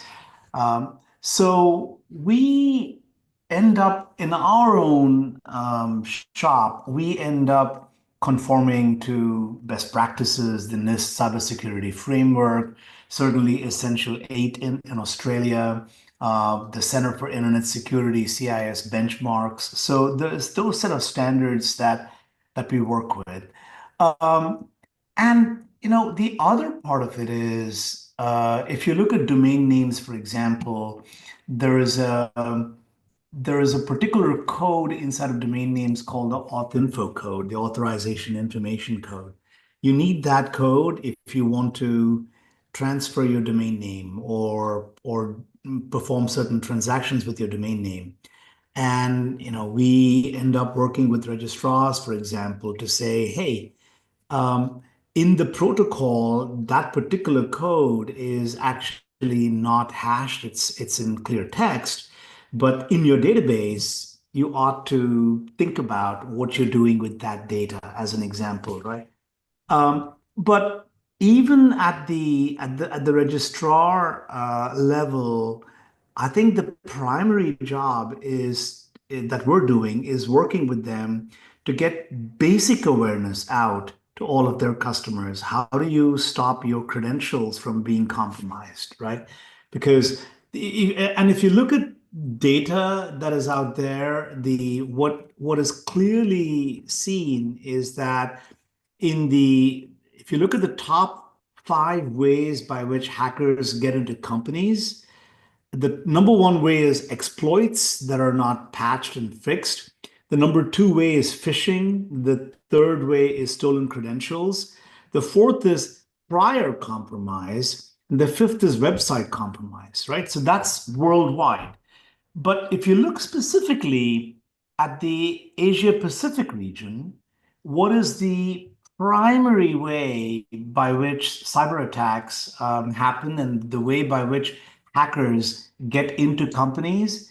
It's by prior compromise, right? So in the Asia Pacific region, we end up working with folks in the industry to say, watch for that particular attack vector because it is popular in that area.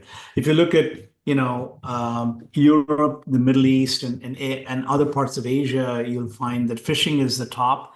And in the Americas, both North and South America, the top way of accessing companies and data is via exploits, right? So there's a variety of techniques that we know are being used to gain illegal access to crucial information. And the biggest thing that we do is to work along with them, with the industry, to both disseminate that and then to have them work with their customer base, because we're talking about, 200 plus million domain names in the world that these registrars are engaged with. And if you took some ratio of domain names to the actual number of users, you're still talking about tens of millions of small businesses, tens of millions of individual users whose security practices could certainly deal with an upgrade. Yep. I think one of the things that is sort of shining through in this conversation is the role that collaboration has to play in terms of actually achieving cybersecurity. And by that, I mean, sort of public-private partnerships and those kinds of arrangements. And in terms of the 2023 to 30 Australian cybersecurity strategy, which has been out for nearly a year now, has it been a year yet? November 22, I Yeah, believe. we're nearly there. And I'm sure a lot of you in this room are quite familiar with the cybersecurity strategy. And as I mentioned before, or as Xavier mentioned before, the NOCS is really tasked with helping implement some of those initiatives in terms of communicating them and making the community feel more at ease, or not at ease, but helping communicate how they can be effectively implemented within the community. So I guess where are we at on that journey now, Xavier? So yeah, it's coming up to a year that it's been on the books. The strategy was designed to have sort of 3 phases of work on the path to 2030. So it niftily called Horizons. So we're in Horizon 1. And some of the key achievements, Horizon 1 came with an action plan of 20 items with, I think, 60 initiatives within them. Home Affairs leads the bulk of those, but with partnerships, of course, with ASD, DFAT, Digital Decode, various collaborative other agencies pitching in and leading different initiatives. The achievements I think I want to highlight that have made progress this year, the ransomware playbook that's hosted on cyber.gov.au. Encourage everyone to spend part of their week on cyber.gov.au just on the average week. Also, the Act Now Stay Secure campaign is trying to really put those basic cyber hygiene measures of passphrases, MFA, and software updates into just the environment. So people are sort of just soaking them in through the media, through your exposure to that campaign, which has got funding for 3 years. So it's not going away, and those measures will still be the ones that we ram home. Because as Ram said before, you've got very clever people, otherwise very well structured with an online presence, reusing passwords, having, insufficiently long and complex ones. So these behaviors really sort of do need to be continually rammed home. Cyber Awareness Month this month also added a fourth key measure, which is just to sort of be cognizant of phishing, both the scale of it and the increasing sophistication of some of those efforts with generative AI fixing up sort of language issues that would usually be giveaways. And then of course the fear of voice phishing and QR phishing and these sort of things.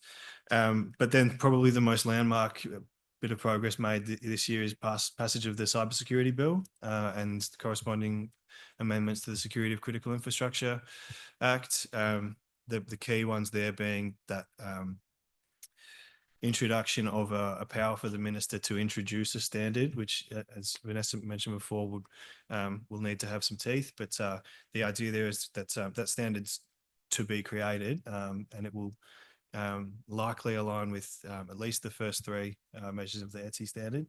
The introduction of a limited use obligation on the cyber coordinator and the ASD.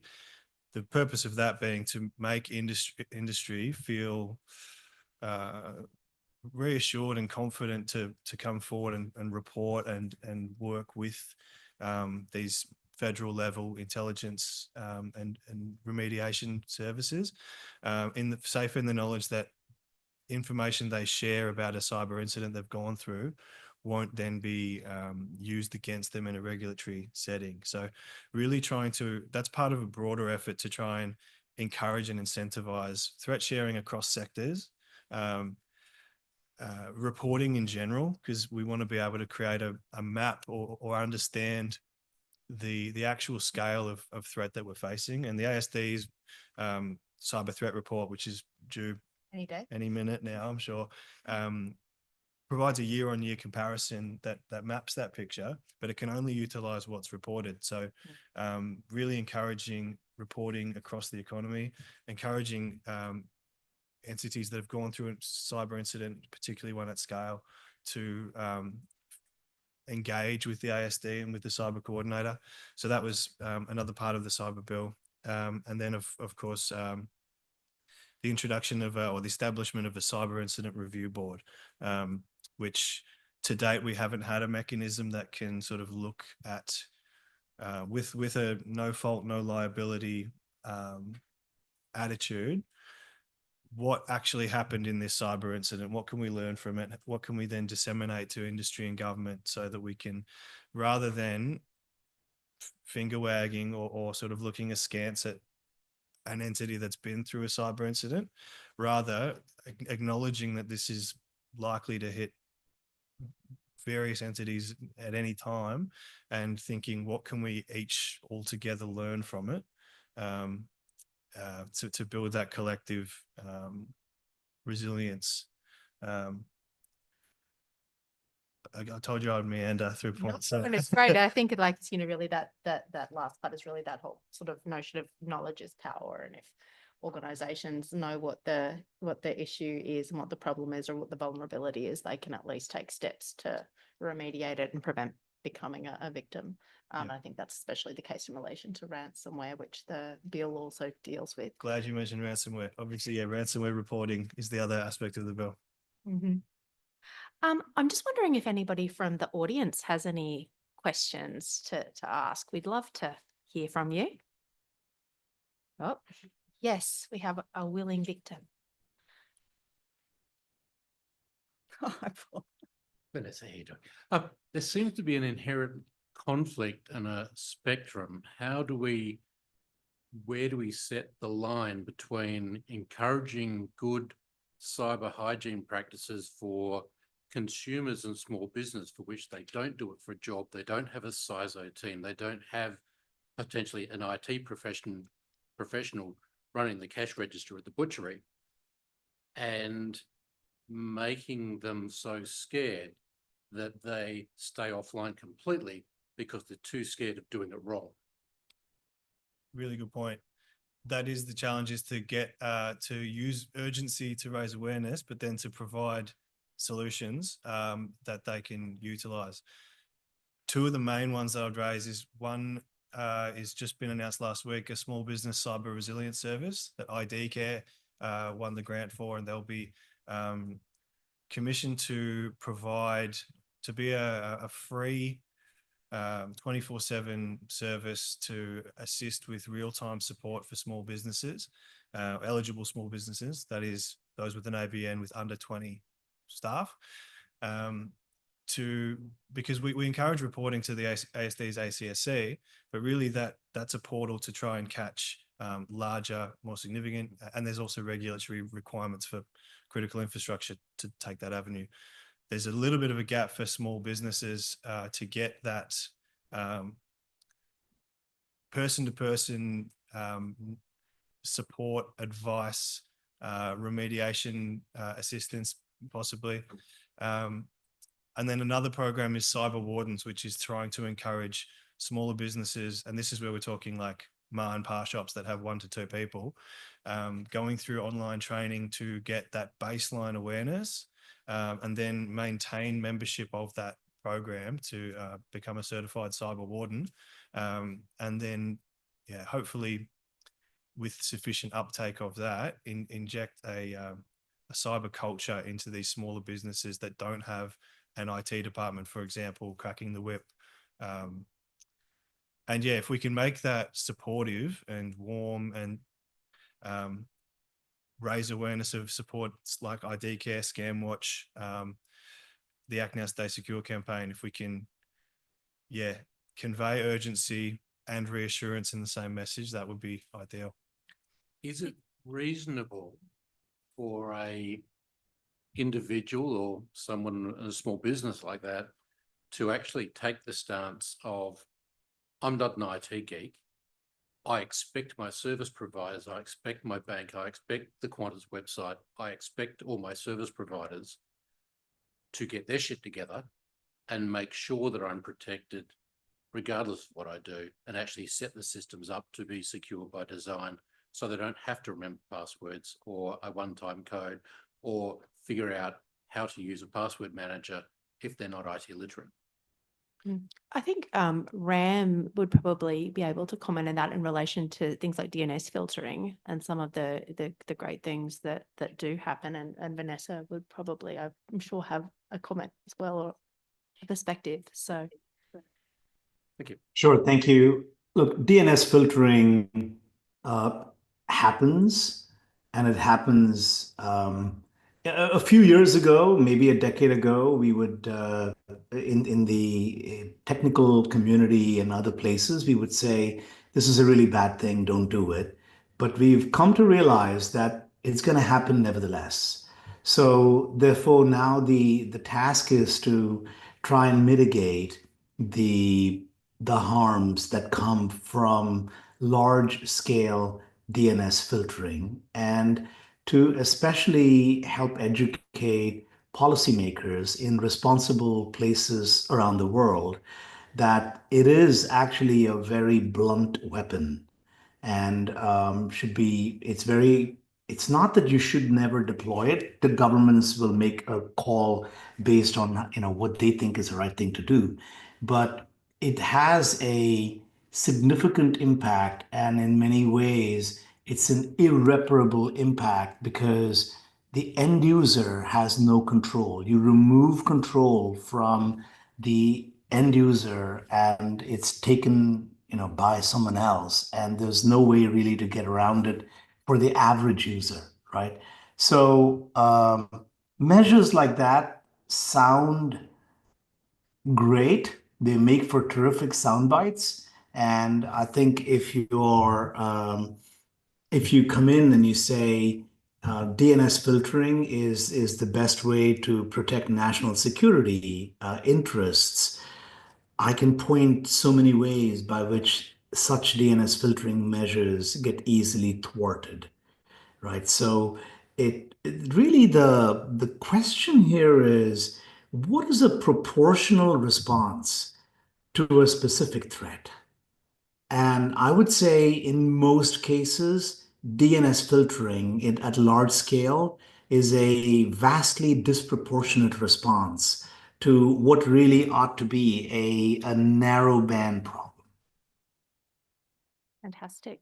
We might go to the next question. And if you could just introduce yourself Sure. and your Cal Fayer, representing myself. One of the things that struck me, both with the question about the small business, but also about the broader discussion just now, was that Australians have not faced, like in terms of total numbers of risks that we've faced, the biggest ones in recent times have been mass exfiltration of our own data by companies that retained far too much for far too long. So what I'd like to hear is how we're going to discourage organisations to retain any data at all, and when they must retain it, how they, how long, and then how they destroy it as well. Because it's often that vague area where they're not quite sure how long they retain it. So by default, they retain it for longer, just in case they get asked for it. And I think we need to be much better at telling them, no, don't keep this data, or don't collect it in the first place, which would be perfect, but sometimes they have to. And I think that advice actually can be given to small businesses as well, so that they aren't writing stuff down on paper and then typing it into Excel and storing it forever. Maybe that's something that it doesn't require a lot of technical expertise, but it does require a lot of clarity on the way people operate. Yep. I completely agree. And again, we're not just not doing the right thing, we're actually actively doing the wrong thing in at least some circumstances, right? So it was, I'm not a lawyer, it was unclear to me whether Optus actually had to retain all those ID documents. I'm not sure, but they definitely had to collect them, and there are plenty of countries where they don't.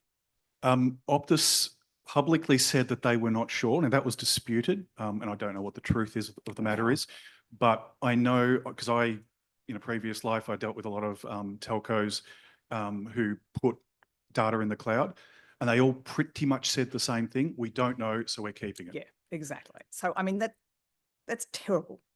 The other obvious example is the recent regulations on relevant electronic services that the eSafety Commission just put through mandate the retention of email addresses or phone numbers. You have to collect one of them and you have to retain it for 2 years. I don't even know how that's going to fly when the Google Play Store and the Apple Play Store both enforce the European rule, which is you have to delete stuff when somebody suggests that when somebody wants to delete their account.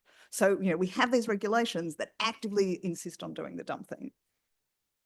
I think, adding to that, data retention laws in Australia are many and varied. And I guess that's where a lot of that confusion comes from as well. And I think that it's also one of the key problems with older data as well, is that the way that the data was actually put into a system to start with, it's very hard to sort of start pulling it apart and going, oh, well, you don't need to keep that bit anymore, but it's actually linked up to this bit, so we'll just keep it all. There's no easy answer to that question, but I certainly agree with your sentiment. The other thing, while I'm on a roll, is that a lot of laws that you think expect deletion of the data actually have this little weasel word that sort of says delete or de-identify, right? So people can go, oh, yeah, we deleted or de-identified it, when in fact all they did was strip off the specific literal name and address of the person and kept the identifiable data instead. We have another question. Hi, I'm Jamie McPherson from the Internet Governance team at Department of Infrastructure.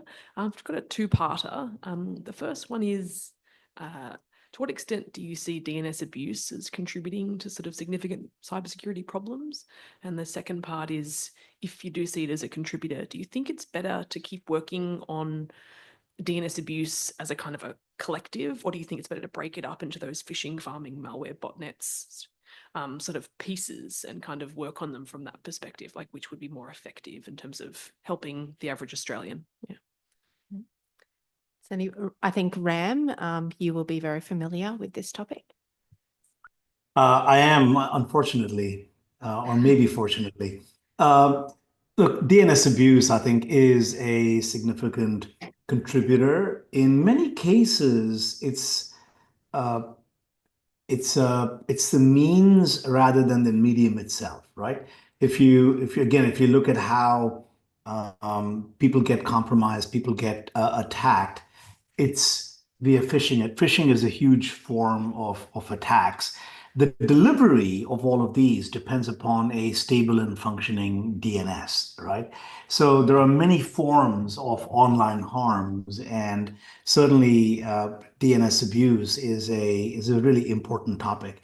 Now, in the last few years, domain name registries and domain name registrars have taken specific aim at policies that can address these kinds of harms, and the global body that helps oversee the namespace, ICANN, has also promulgated some good policies in this area.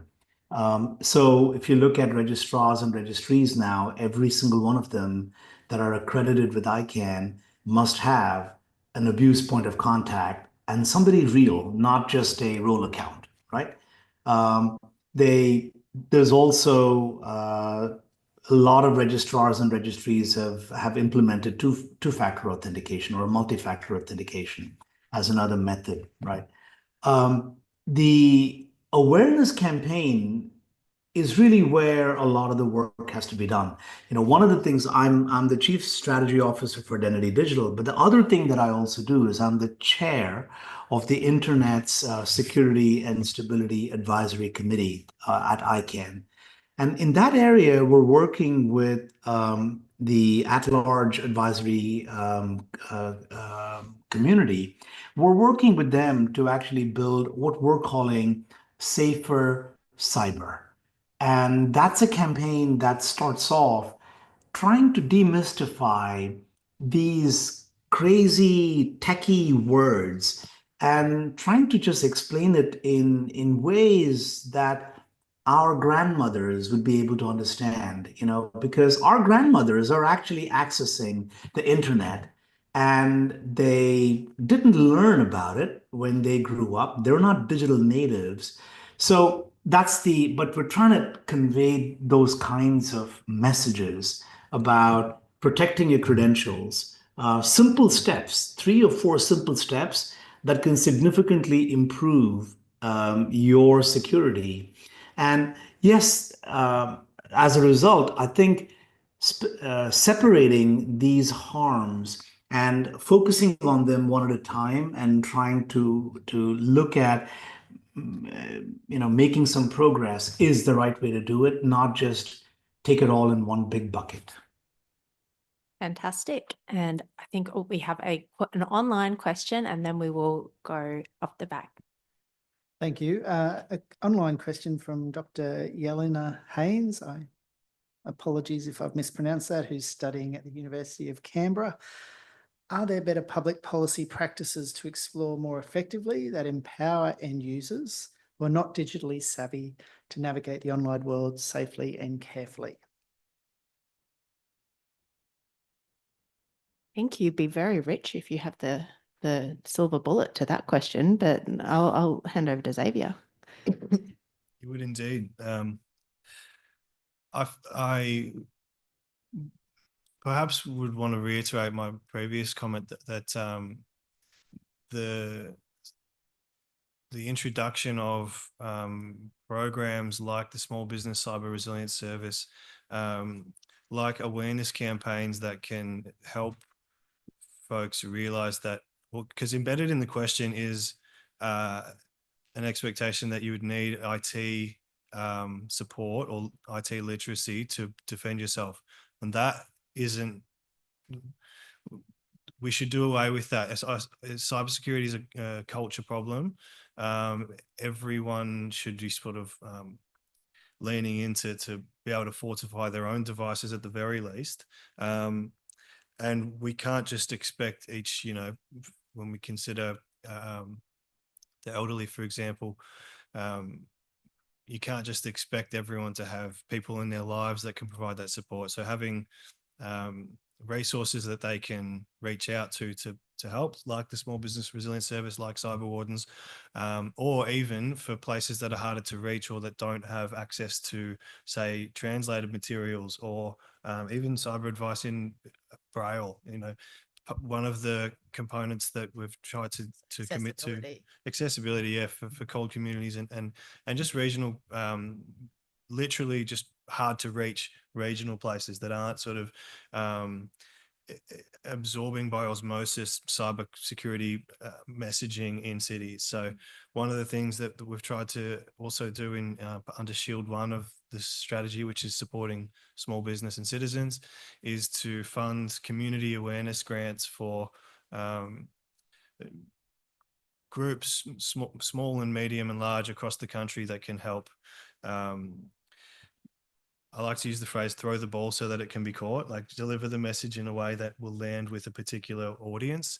And so that includes outreach programs for elderly, translated materials for new arrivals, people who are not necessarily digitally literate. It'd be great if we could then partner up some of those programs with the really, really strong nitty-gritty advice that you can find on the eSafety Commissioner's website.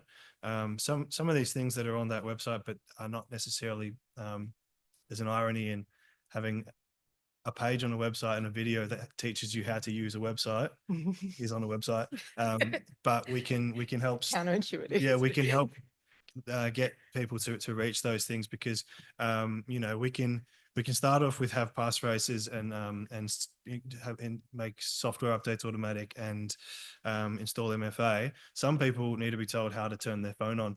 So trying to catch the whole range of support services there, and then up that spectrum, you get all the way up to critical infrastructure that, you know, need to really bolster more regulatory and complex secure environments and essential 8s and stuff. So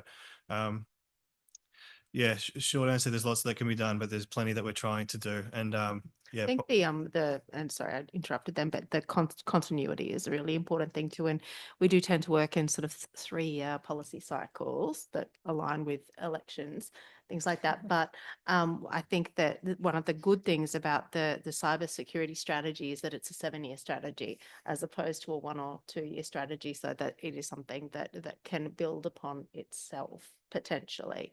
And I think we have one final question. Thank you, the panel. My name is Alexa Pendoshta. I'm the acting president of Linux Victoria, the Victorian Association. So my question is for Xavier, and probably Vanessa might have some familiarities with the new regulation in the intersection of small business operations and open source technologies. What brought this to my mind a few months ago when the Optus happened? At the same time, Linux Victoria had monthly workshops at a small cafe near Essendon in Victoria. And one of the members, Brian Koo, had installed a POS system that's open source, tailored point of sales that's supported by EU and Switzerland government. And we see a lot of cases like this, especially in my previous role as in Open Source Industry Australia. I remember a lot of French and German governments initiatives that really helped with smaller communities when they're trying to apply for grants. They could point at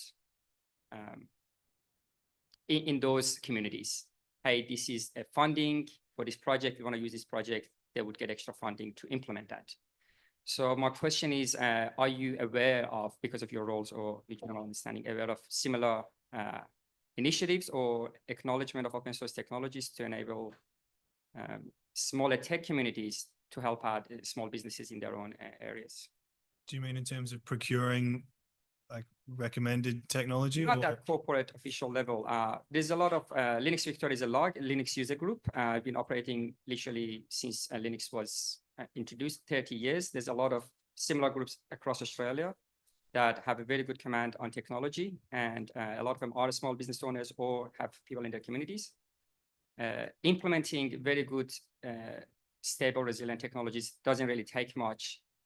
It could be facilitated through grants. The challenge that I remember we had was there was no reference point in the Australian guidelines or legislation, contrary to the American and the European ones, you could easily approach the decision makers, because open source technology is always there's a misconception of not having a reliable vendor and licensing agreement and others, which our counterparts in Europe and America don't have that issue. So my question is, are there initiatives recently that could facilitate those local engagements? Thank you. I just wanted to understand, are you asking, will the Australian government help fund projects to build open source software? Or are you asking, can you persuade the Australian government to use open source software? There are some implied maybe, but that would be ideal. But I think what would help is even acknowledgement. I remember at that time, DTA, Digital Transformation Agency, didn't even have the word open source in their guidelines. So we could not refer to the word open source reliably in our applications. So I want to know if there is any initiative that does have that, so that we can point at, not just us, I'm also extending it to other local players that are technical, want to help in their own local community. I won't stray into what the Digital Transformation Agency is working on, but it's possible that they're across some of what you might want to know about. One thing that is in our wheelhouse that we're trying to do is recognize the national security risks of certain vendors and be able to make that available to entities operating in Australia, that these are a list of high risk vendors that we encourage you to consider not utilizing. I would shy away from discussing open source tech just because it's a little bit out of my area of understanding, but we'll chat after. And I think that's the answer though, actually, is that there isn't anybody in most state or federal governments who understands open source. So it's not malice. They do dumb things. Again, they do dumb things, but not because there's any malice or any particular desire to not use transparent technologies. It's just that there's nobody who understands how easy it is. And often pulling something and compiling it and running it and giving it a go, it might be free, but it still requires a certain level of technical knowledge. Whereas if there's some vendor in a shiny suit knocking on their door and offering to build it for only a few $1 million of public money, they'll often choose that instead because the person making the decision isn't able to assess, the free thing that they could be using instead. Right? Thank you so much for your question. And yeah, it's a big question because there are so many conversations going on around open source at the moment as well, and in a whole range of contexts. Yeah. Look, we are over time, but just before we finish up, I wanted to thank everybody so much, our panelists. They were fantastic. But also, in one sentence, I want you, so we can be happy at the end, to tell me or to tell us, what is the biggest opportunity that you see for the community through enhanced cybersecurity? You go first, Xavier. I think it's an opportunity in itself to be to get ahead of what is just a continually scaling up threat. And if we can bolster our cyber workforce so we can get Australians, youth coming up to want to get into cybersecurity and recognize that it's not just an IT job, that there's a range of analyst roles, advocacy roles, yada, yada. But yeah, there's a real opportunity to live that ambition of the strategy, which is to be a world leader in cyber by 2030, have the workforce here come through. Ram? Convert from cybersecurity to cyber hygiene. Fantastic. And Vanessa? I don't think you can spin it as an opportunity. It's a threat we need to learn to defend ourselves against. Yeah. And we just have to get better at the tech, and we have to have better technically informed decisions influencing our policy. Fantastic. Look, thank you so much. You've been fantastic.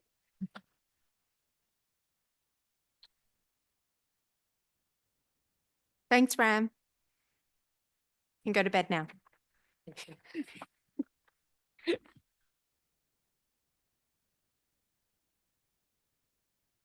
Open question.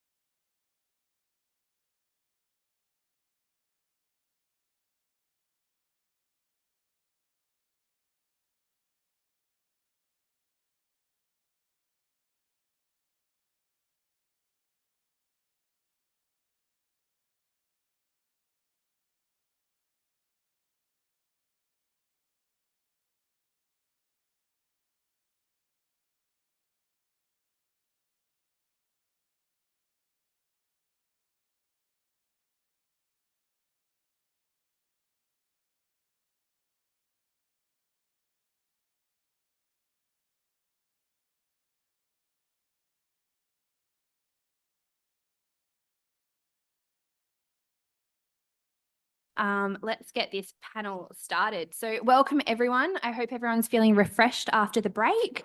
My name is Mercedes Page and I'm delighted to be moderating this next session on protecting the data in our online lives.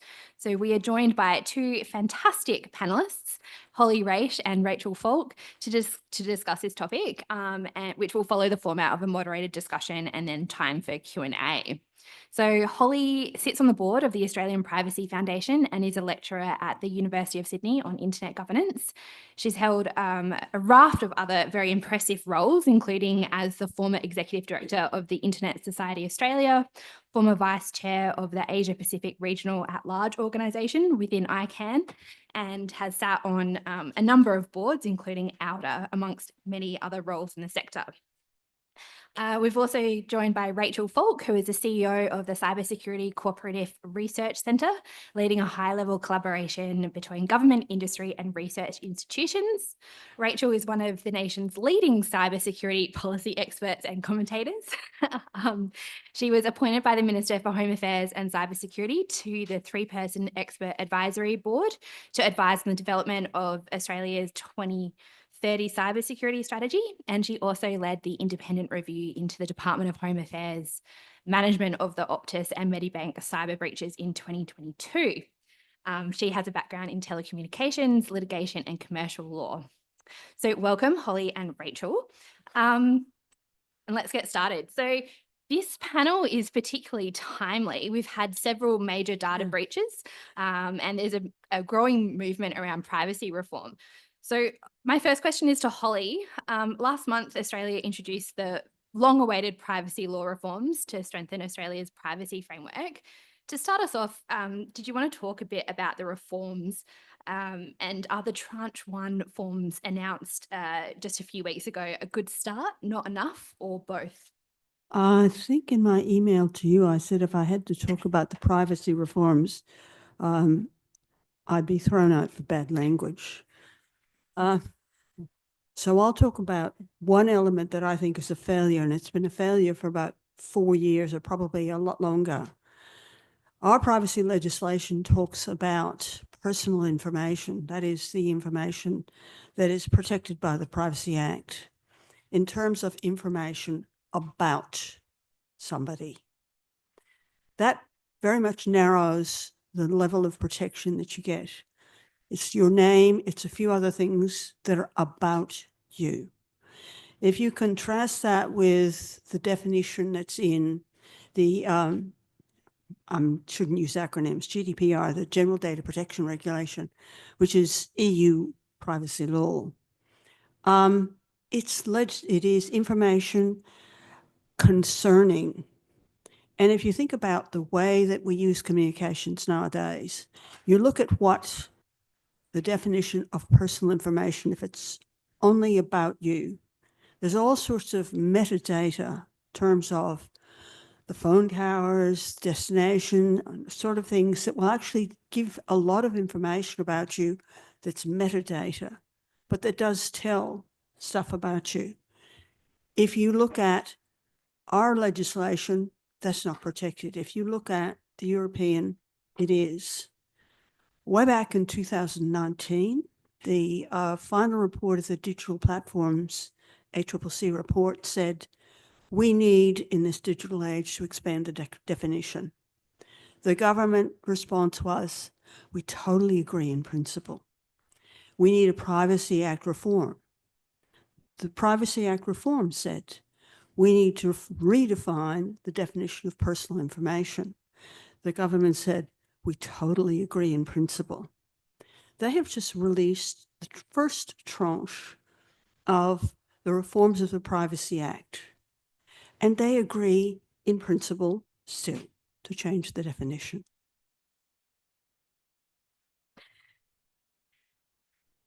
On that note, Rachel, did you want to talk us through, as a lawyer, some of the implications of the proposed changes, as well as some of the obligations under the existing legislation for companies around data and metadata? So at the moment, we've got the cybersecurity bill that's been introduced by government, still working its way through the House, and it hasn't gone to a second reading yet. But the changes are not, the changes are for some of the legislation is to capture potentially an Optus-like situation. So in Optus, they had obviously identity data and a whole range of data stolen, as best we know. And that was the Security of Critical Infrastructure Act was not applicable. And some of you may recall the then Minister Claire O'Neil getting pretty frustrated in the media. And I think she might have called the legislation bloody useless at the time.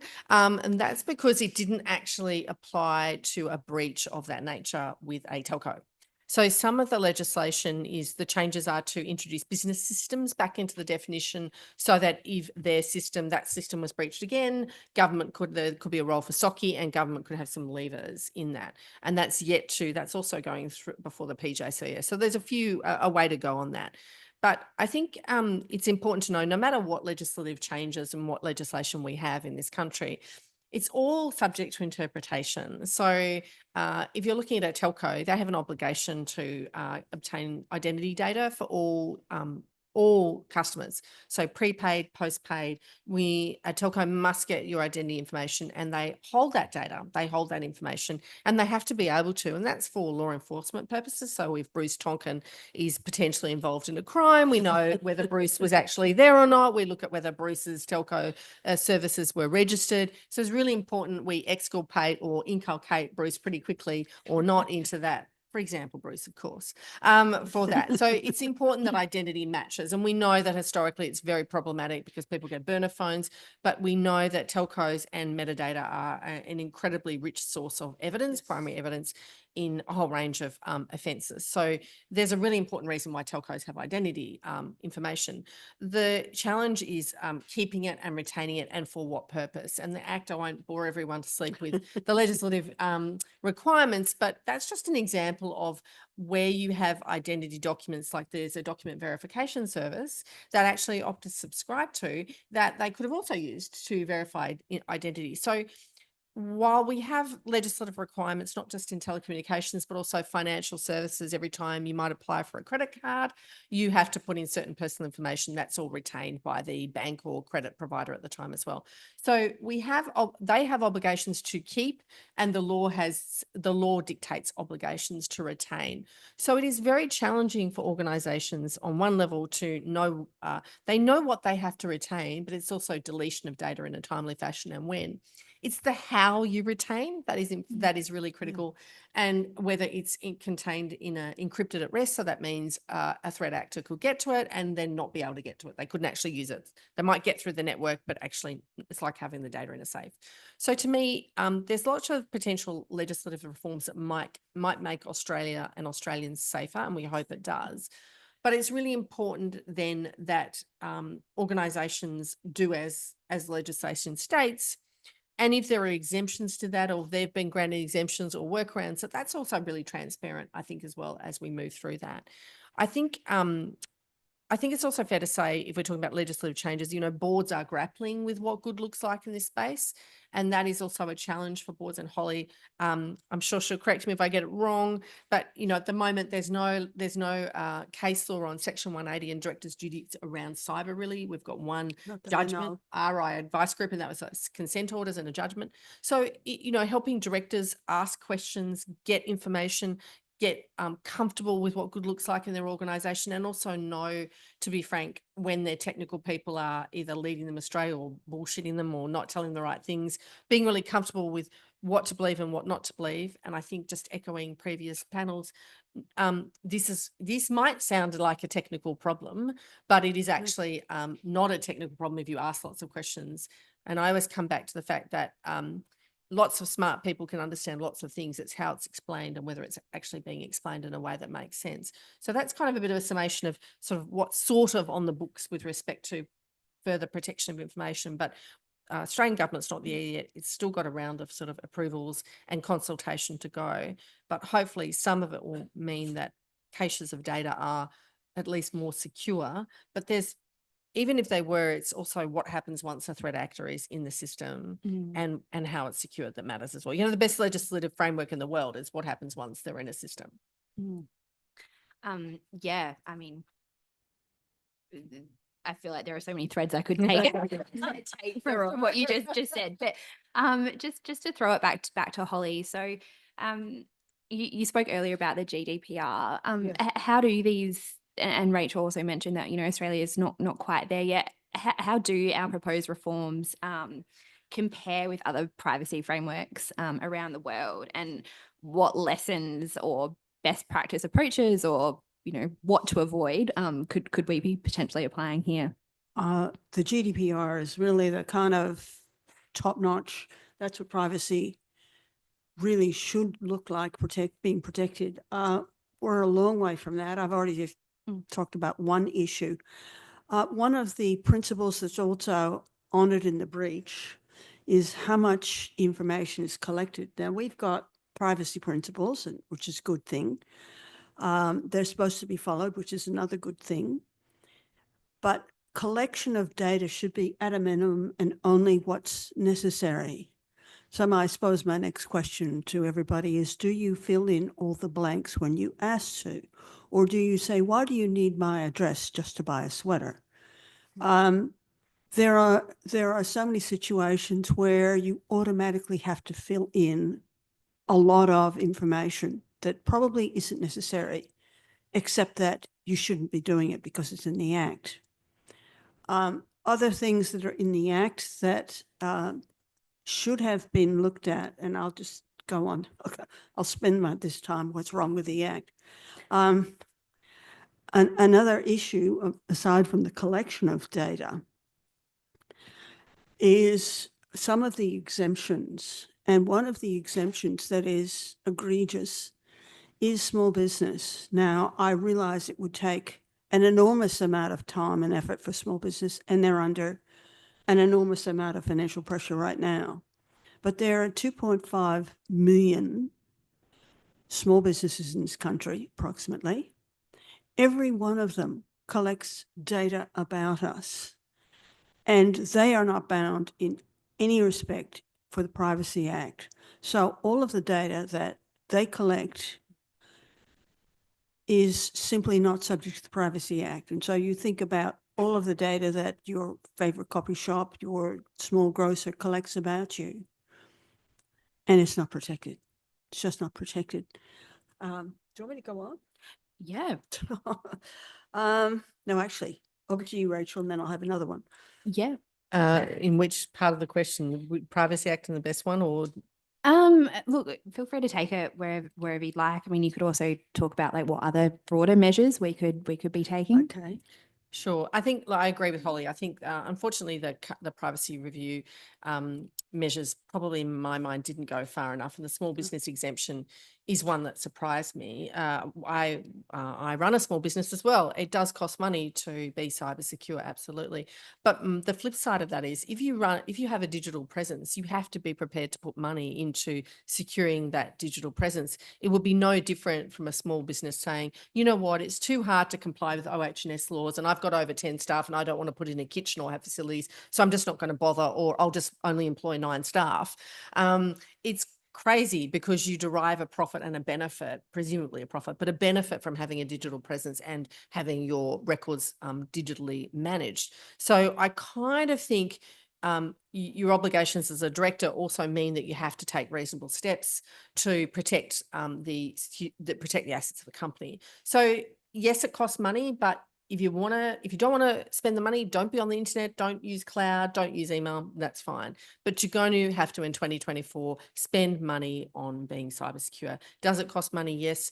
Do you have to do Fort Knox? No. But I think it was disappointing because, yes, there's lots of small businesses. For example, any of you apply for a role in a small business, you're giving your CV to them. They will keep your CV. That's just one more CV out there. You're keeping data that may be a contract. You might have done work for them. So they do keep a lot of sensitive material in varying degrees. And so we at the Cybersecurity Centre do spend, and unsurprisingly, given our name and reputation, quite a bit of time and money on focusing on cybersecurity because it's the right thing to do. And that's sort of my view and the board's view. So that's that on a small business. I just want to, a small thing, if you ever want to kind of test what you think companies might and might not do with your information, big and small, go and look at their privacy statements, because privacy statements have always been a bit of a bugbear of mine. They are obligations of companies. They have to have a privacy statement, most large companies and certainly listed companies, and they're supposed to tell you what they'll do with their data, but they're often very opaque and very deliciously vaguely worded. There'll often be a line in something like, we reserve the right to share your data from time to time with third parties who may assist us or help us in delivery of services to you. That's a beautiful line. You've memorized that. Yeah, because it means that if I'm a big company and we need to do something for you, we can share that data, some of that data, in order to deliver those analytics or whatever. But it's very opaque. And I think that privacy statements, whilst required, are relatively meaningless.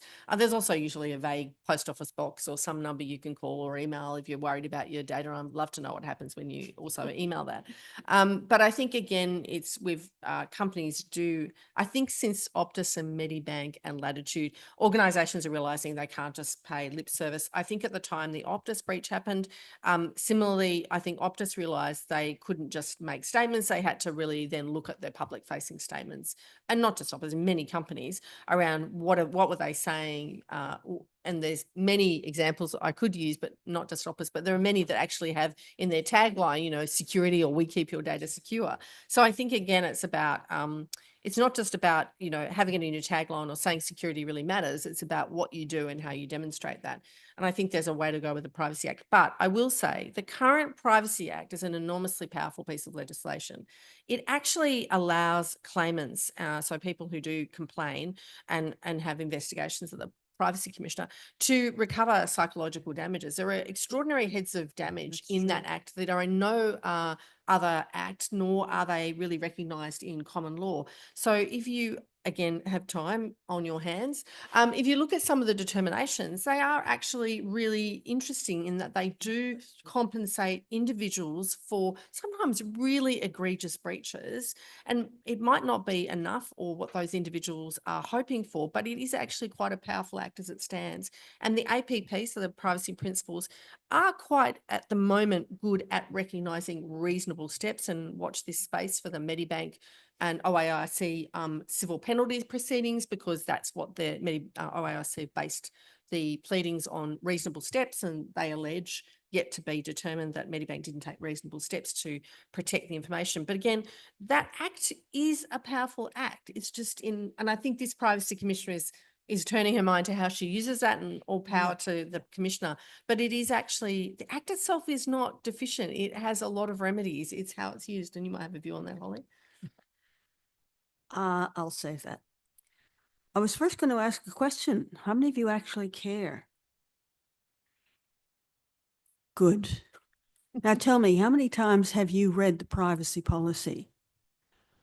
All 2 hours of it? Really? So one of the criticisms of the Act, of course, is that if you want, number one, the vagueness of what you're agreeing to, which you've talked about, the length of it. And in fact, if I go back to my digital platforms and other criticisms, one of the real criticisms, the real bugbears, is consent. If you tick no and you have to go wend your way through 2 hours worth of privacy statement to figure out what it is that you're agreeing to, somewhere along the line, you're going to have gone down to the bottom and say, I agree. And then I think you have to question what you've agreed to. And in fact, one of the strong recommendations, after a lot of discussion in the digital platforms report, was a real criticism about what you consent to, the need for clarity as to what you consent to, the need for brevity so that you're not scrolling forever to consent to something, and making it very clear as to if there's any third-party exchange, what that is. And in fact, our own privacy principles limit the extent to which there should be any sharing of information. And I won't go through that wording, but there is a limitation. One anecdote about do you care? In a past life, I actually was lecturing other people about communications law and privacy. And it was the first class in the morning, and I watched kids nod off as I talked about privacy. The next morning, in comes a bright, sparkling little person who was irate because she had emailed a friend of hers to say, where can I find a nice small fridge for our unit? And 30 seconds later, ads started flowing in. And she said, how could this happen? I said, I think I'll give the privacy lecture that you slept through yesterday. And you can possibly pay attention to what's being said when you consent or not, and what you're consenting to. So one of the very strong recommendations out of the Digital Platforms Report about privacy was about clarity. Very brief consent statements, very clear statements about what will happen to the data, very clear statements about what you're consenting to, when you're consenting, and also the possibility of withdrawing consent so that you can stop consenting to things. All these things are supposed to be clearly spelled out. They are, with increasing amendments to the GDPR. Some of that is happening in Australia, but in my view, not quite enough.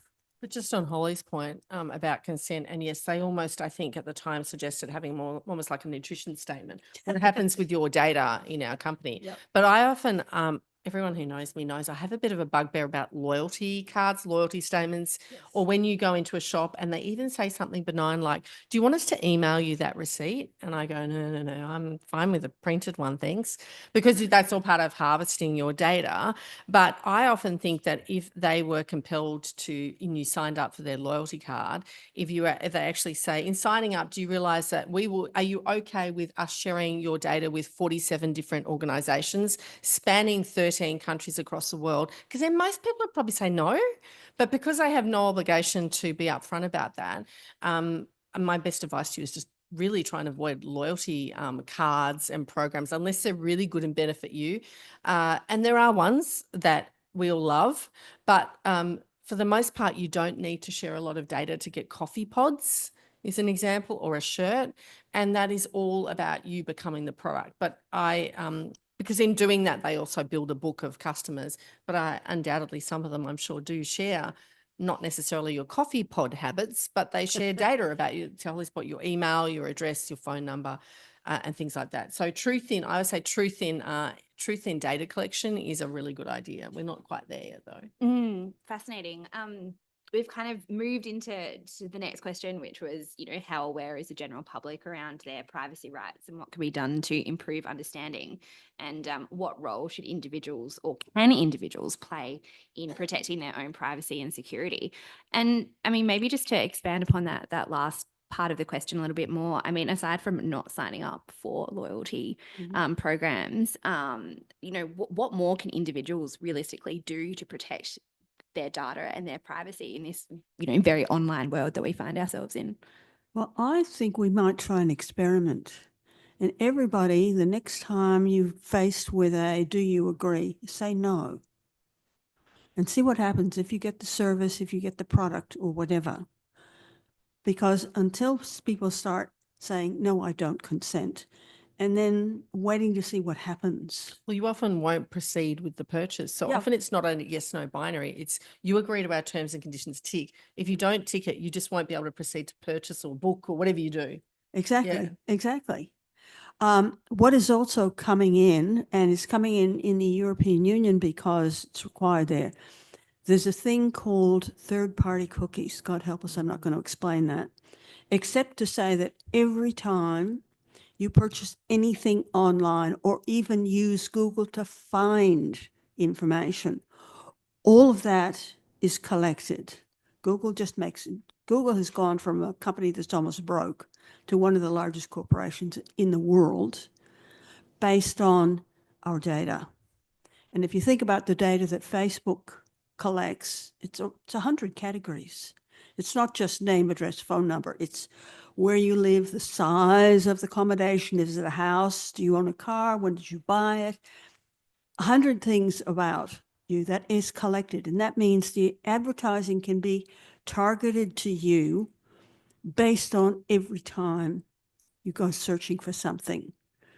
So in terms of reforms in terms of things like third-party cookies, and I was talking to Paul earlier about this, gradually that's being phased out because the European Union is beginning to say that is unknowing collection of personal data that unless somebody says, do you agree to consent of third-party cookies, you probably go, what is this about?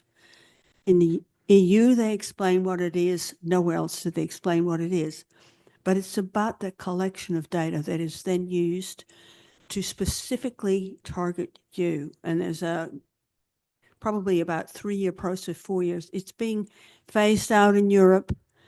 It's less being phased out in here, but you're starting to see, first of all, the question, do you agree with having cookies collected or not? You don't know what the question means. The translation is, do you agree to have all of the personal information generated by what you look at saved for us so we can use with you? That's the next kind of step. And that's the unwilling, unwitting collection of data that is now coming to a slow halt in Europe. It's very, you can see it's starting here. And so, but it's again, it's the consent and the way it's asked, the comprehension that goes behind, do you know what's being asked? And then back to my question, do you care? Well, mate, and that's right. Maybe people don't care. If you think about, if any of you are on Apple, and you have apps, there are many apps that we all purchase for a range of reasons that actually will use your data, and they may claim to anonymize it and do all sorts of things. But I mean, again, who looks at the terms and conditions? Because we're trained to kind of shrink wrap, click, I accept. And Apple, if you're an Apple, would know all your way of life, who your friends are, where you go, because when you get in the car, it then says to you, it's 20 minutes to home because it maps that you're at home and it knows where you live. So I have back to the do you care, I kind of go, do I care until I don't care till I do care? Because then I think I'd care if it got creepy. But then I think of all the apps, it would know how healthy I am. It will know who I text and call the most, to the point internet searches, and it's fine until you think what profile is it building or not. It may not be, but I guess we've seen it a lot in the bid to have a seamless life where it's easier and I'm all on one device and I'm all Apple connected. They are, with respect, they are the big brother of the world. And that's not, I'm not necessarily saying in a malicious way, but if you think of big tech, would know you better than some of your own family members. Absolutely. And I think that's where we go, right. And and it's, in some ways it's great. I love the convenience of it, but do I care? Do people care? Maybe people really don't care. And certainly generations younger than me may not care. It's about care until you might not care until you need to care. I don't know. And that's an open question. I don't have an answer to that. And just to pick up on that, like you say, you might not care until you care. I mean, what is the prompt for you to start caring? Is that when it starts to get creepy, or there I think, security I've seen I read in the New York Times several years ago that there was this woman who'd been diagnosed with a serious chronic condition or illness of some sort. And it wasn't until she got sent medication on a sample basis, because they had worked out through her searches that she had been diagnosed, and obviously that data had been sold, that became super creepy. A better example, or a similar example, father looked at daughter's emails and there were ads for pregnant women. So he went to his underage daughter and said, should we have a chat? It's, as I've said, Facebook has got this, it's all there. We're all there. Yeah. So I think, to my mind, I tell this story, I haven't told it for a while, but when I was sort of 10 years ago, I would be online, and the newspaper, so those ads that come in, the embedded ads, I'd constantly get ads for alcohol rehab in Thailand. And I didn't order online, by the way. I did not search alcohol. So and then tummy tuck. And I was like really offended that the algorithm was putting me into some sort of category. But also it's like, tummy tuck in Thailand. I've never even looked that up. So obviously then if it didn't know much about me, it had put me in a demographic, probably, harried mother, frustrated, but clearly I was in a demographic somewhere. So again, that kind of offensive use of the algorithm that it had me shaped in some strange way to do something or to be rushing off to Thailand. But I think again, it delivers up things based on some searches or some sense of what it thinks you want or need, maybe. Yeah. I think it's the lesson to learn, I mean, is from the GDPR and some of the really important points that are being talked about, and we know they'll happen in principle somewhere down the track, but they should happen sooner than later. It's about consent, about what you have to be told, what consent means, how you should have a right to withdraw consent, and then a good look, after all of the Medibank and everything happens, a good look at why you're retaining the material, for what purpose do you need it, when you should get rid of it, or if you're saving it, why, and what's the rationale? Because there's so much information collection that we don't think about until we think about. And the lessons that are learned, and the latest privacy report is quite specific about the need for clarity and brevity with the statements as to what's collected, why it's collected, what you're consenting to, and doing away with, by and large, if you don't consent, you still get access. That's now in Europe and it should be here. If you say no to a cookie, if you do, you shouldn't be penalized. So there's plenty of reforms out there, many of which we already know about, but we're waiting for the second tranche of the legislation, I think. Yes. Of privacy or which one? Privacy. Well, yes, hopefully. Yes. With our optimistic. Yes. We do actually still have a few more questions for the panelists, but I'm conscious of time and that there might be questions from the audience. So maybe we could move into Q&A. If you have a question, please line up before the microphone. Just a reminder to please state your name and affiliation if you have one before asking a question. We also do have some questions coming in from the online audience as well. And then perhaps if there are no questions, we can go back to the remaining questions. Please. Hello, my name is Anastasia. I'm a science communicator and I have sort of online channels where I make videos about digital rights and things. Earlier this year, I know that Meta updated their privacy policy so that they can feed everything we've posted since 2007 to their AI tools. And at that point, I tried to remove my real face from the internet and only have my drag face up there. So I looked at Meta's privacy policy and I thought I'm pretty sure that when I delete my account, it will be deleted for them as well. I'm pretty sure, but I can't quite tell. And then I went onto TikTok and tried to delete all of the videos that had my real face in them. But I'm still getting reminders on this day. Remember 1 year ago when you posted this? I'm saying you shouldn't have that video. I tried to delete it. And I was just wondering if there's anything in Australian law right now or that might be in Australian law in the future where I can compel companies to delete my data when I've deleted it for me. I want to delete it for them as well. Great question. Yeah, well, that's the right to be forgotten, Yes. which we don't have enshrined as best I know yet. But yeah, absolutely. I don't think, I'm not an expert, I'll defer to Holly, but I don't think the right to be forgotten is here. I wish I had better news. Yeah. I know Facebook's policy is, look, we'll take it off. And what they mean is it's not visible, but it's not gone. Yeah. They still have you. I hate to say that. They still have you. If there's going to be a change, it would be in Europe. And the beauty of something happening in Europe is 27 countries. It means they have to start dealing with a very, very large population and addressing those things. And that's how things, once they've had to think about it, you can see that then gradually other people start to say, why don't we have that? But, in principle.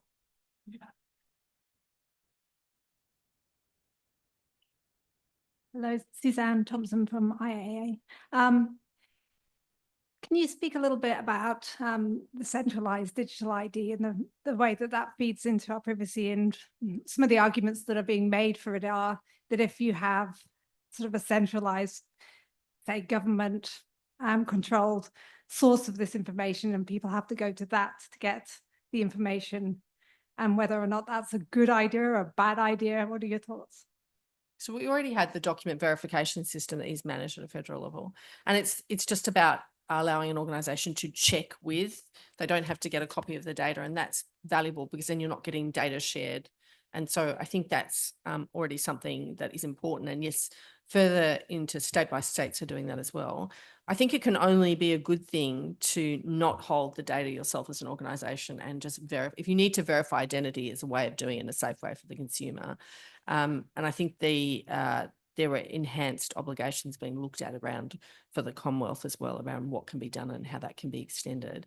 I'm all in favour of everything that means that less consumer data is swirling around out there, and that it's a safe way of sharing or just verifying that I am me and I want to get, say, a telco service or something like that. As for the states, I don't know quite where they're up to on that, but that's certainly the Commonwealth position. I know they were also looking at it as part of the consultation, cybersecurity strategy consultation. Yeah, I think it was probably in response to things like the Medibank and others, where why is it that all of the cache of data that was there, when if you had a better system that all it said is this data has been verified, then when there is a breach, there's far less damage done. Thank you. Next question. Hi, my name's Bruce Tonkin from Outer. I heard a couple of you, Holly and Rachel, you mentioned the long privacy policies and that most of us don't read them, and I must confess I don't read them. But I wonder if there's some analogy that might relate to something, say, like food labelling, because if you go to the supermarket and you pick up a jar, it doesn't say, go to our website and find out what's on here. It in one sort of, 3 points, it will say, has it got salt in it, there's sugar in it, and where was it made? Like there's a couple of key things. And I would think with privacy policy, you could have a few like, is it going to go to someone else? Where's it stored? There should be like 3 or 4 parameters that you could actually make visible, I would have thought. That's right. And I think that was a recommendation of digital platforms inquiry, but also about countries it's shared with, material countries it's shared with as well. I wholly agree. The only reason that they're as long as they are and as misty as they are is because they actually don't want to tell you that much information that's concise and accurate. And by the way, we share this with everybody that pays us. Yep. Hi. Hi, I'm Anne-Louise Brown from the Cybersecurity Cooperative Research Centre. And I guess I've got, it might be sort of a challenging question, given that we're discussing Privacy Act and privacy reform and things like that. And obviously, GDPR has sort of been held up as this holy grail of all things privacy. But we're actually seeing a bit of a shift in the European Commission, or in the European Union, by the European Commission at the moment around their thinking in relation to GDPR. So there was the recent Future of European Competitiveness report, which is known as the Draghi report, but it actually called out GDPR as the biggest barrier to European innovation since GDPR came into effect.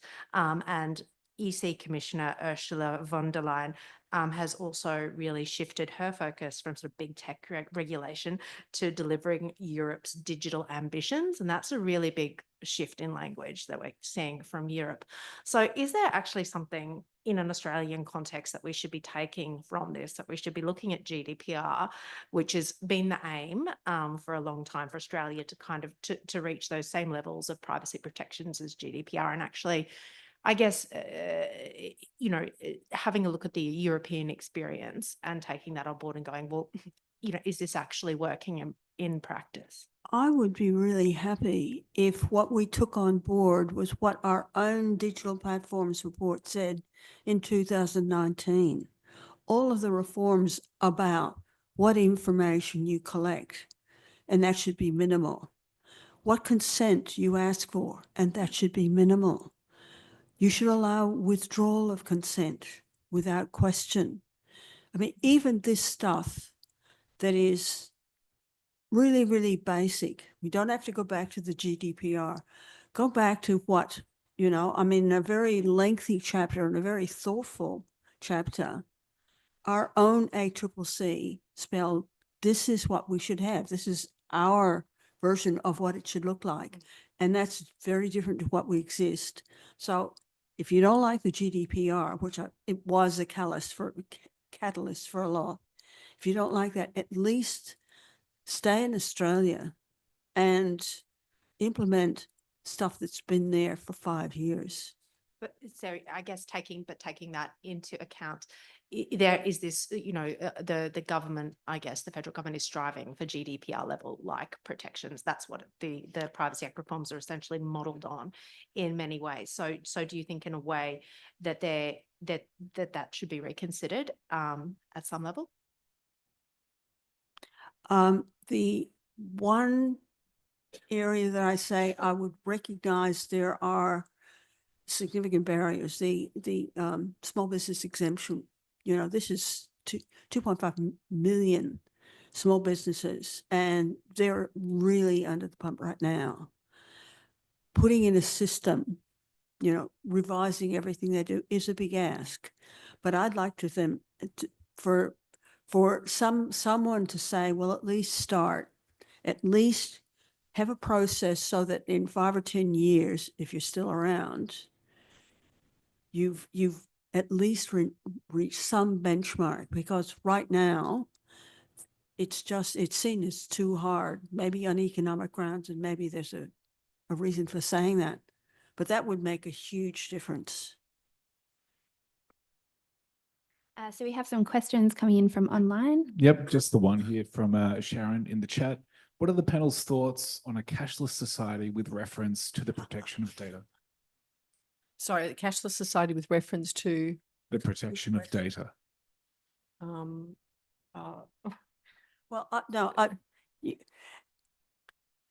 That's one of the reasons I always carry cash.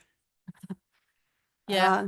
But yes, and then it becomes, what of that data do you collect collect? How long do you collect it? Where do you store it? And it's like everything that Rachel was talking about in terms of, well, if you're keeping the data, why, how much, how long, and what are you doing to make sure that while you're holding it, it's safe?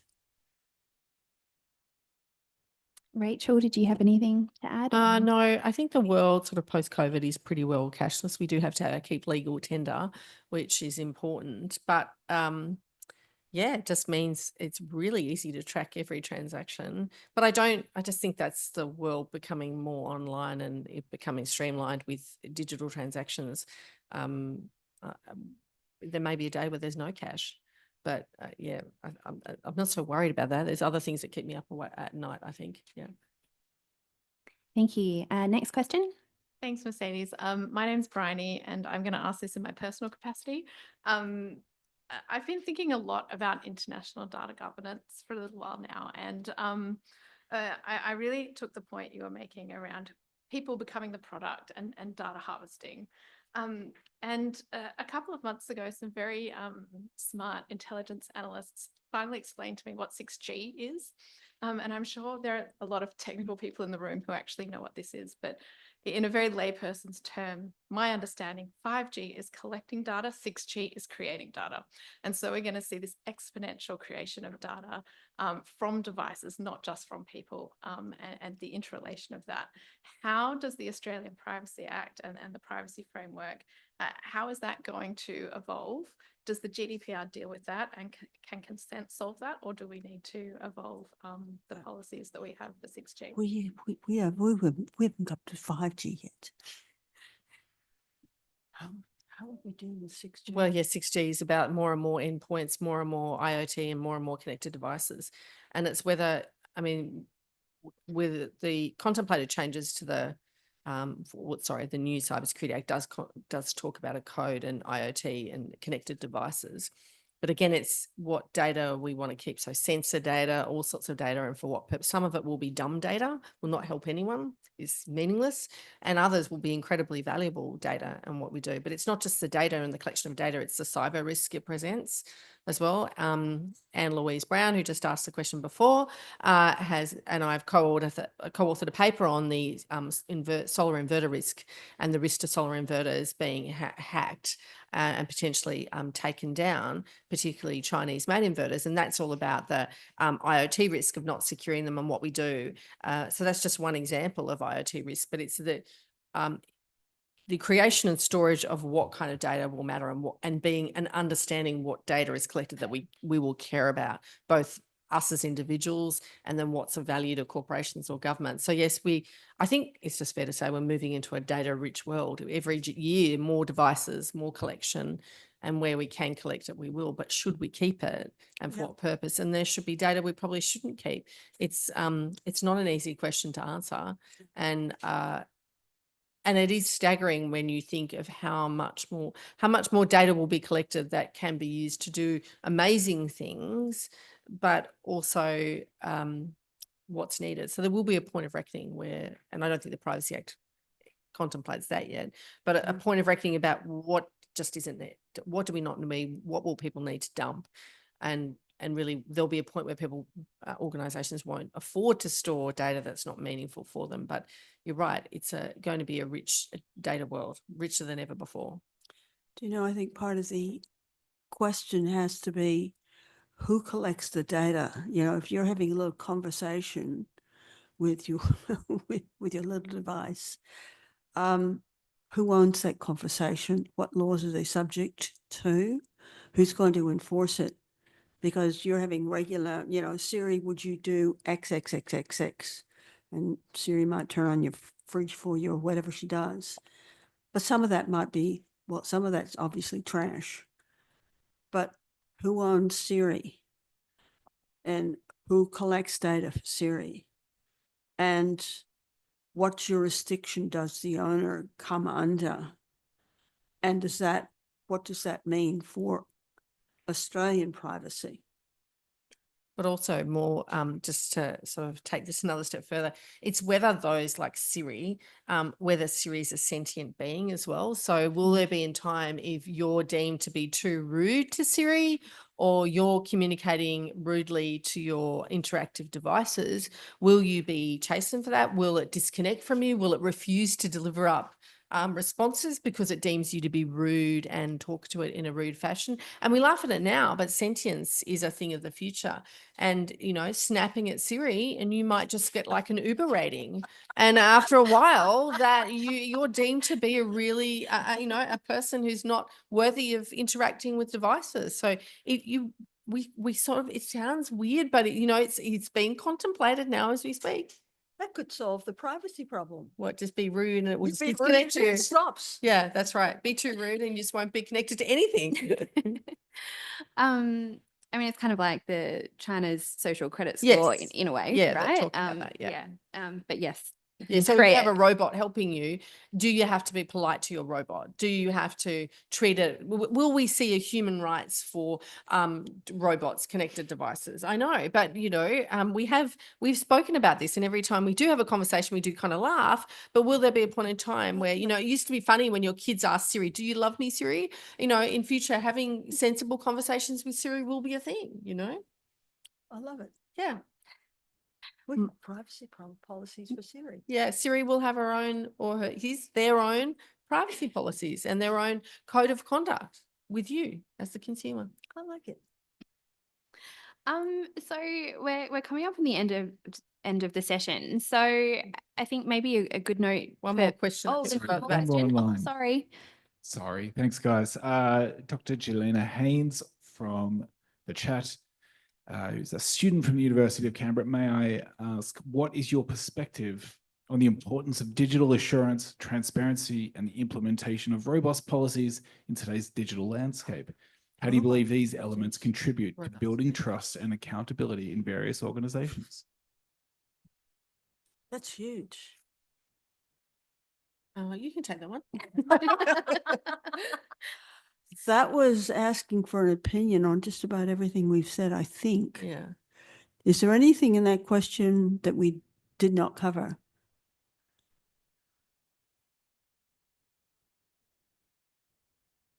Well, how important are they? How do you believe these elements contribute to building trust and accountability? Well, let me repeat. We have on the cards a government commitment in principle to significantly upgrade Australian privacy. Now, we've seen the first tranche and it had some things that were pretty good. But if that's things like updating the definition of personal information, the requirements about consent, the requirements about what you collect, if a range of issues are addressed, there will be a significant improvement. But I think that, you know, we've absolutely agree with Rachel. It's only so far this act can go, and if we're looking at 6G, going to have to rethink that one because we're not there yet. We've spoken a lot about legislative measures. I mean, what broader changes or general advancements could there be to better protect Australians' privacy and security of data? I mean, aside from law, like what else? I'm going to use two words and then Rachel's going to answer it. It should start with Australians actually caring about their own privacy, about what information is held about them, and doing enough to do something about it. Sure. I think, look, legislation is very powerful because ultimately companies and organizations follow it more than they do if they don't have to. That's kind of just a standard rule of business. But there are things as consumers and individuals we can do maybe as well is from now on, if you don't want data out there or you don't want particular things posted about you or you don't necessarily know if you want that image out there, then not necessarily sharing everything openly on social media. Once you share that valuable data, it is out there, depending on privacy settings. It can be very hard because there are some transactions we get involved with where we have no choice but to share. So it's about where you have choices, exercise those choices where you're best able to, but it is really tough in a world where so much is online and connected to have any sense of a choice around what you may or may not be able to share. But I think being conscious where you don't need to share dates of birth. I recently went to book at a restaurant somewhere and it wanted my date of birth.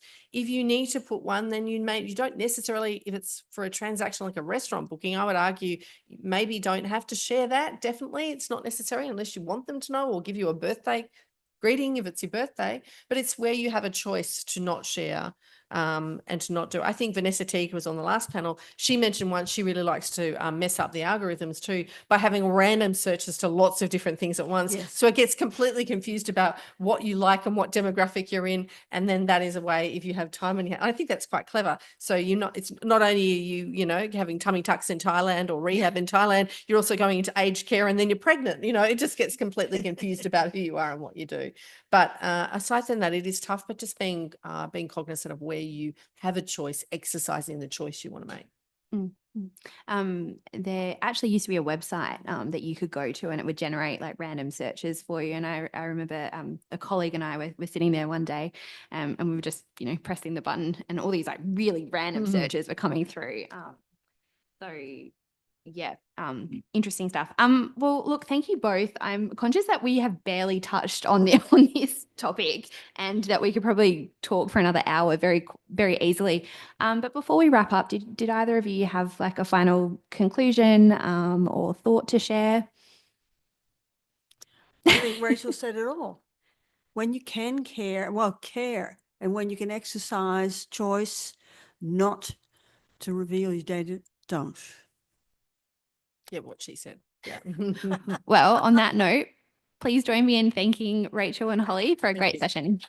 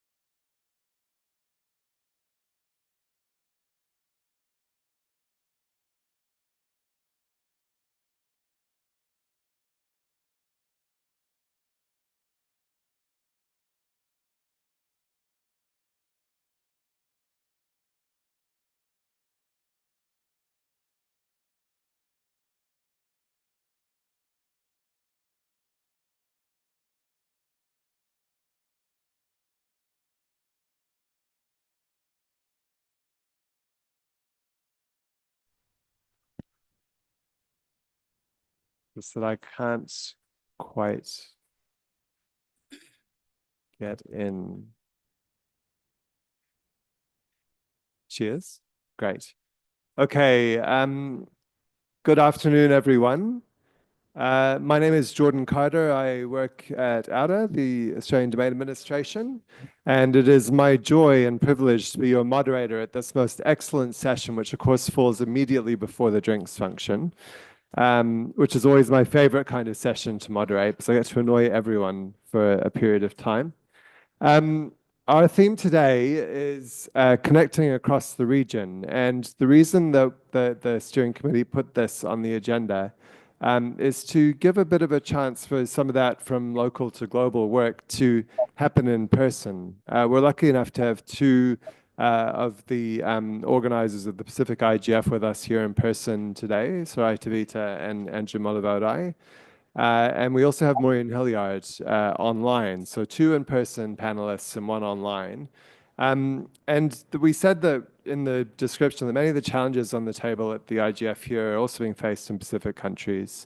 And there are also, of course, many challenges that Pacific countries are facing, which we do not face in Australia.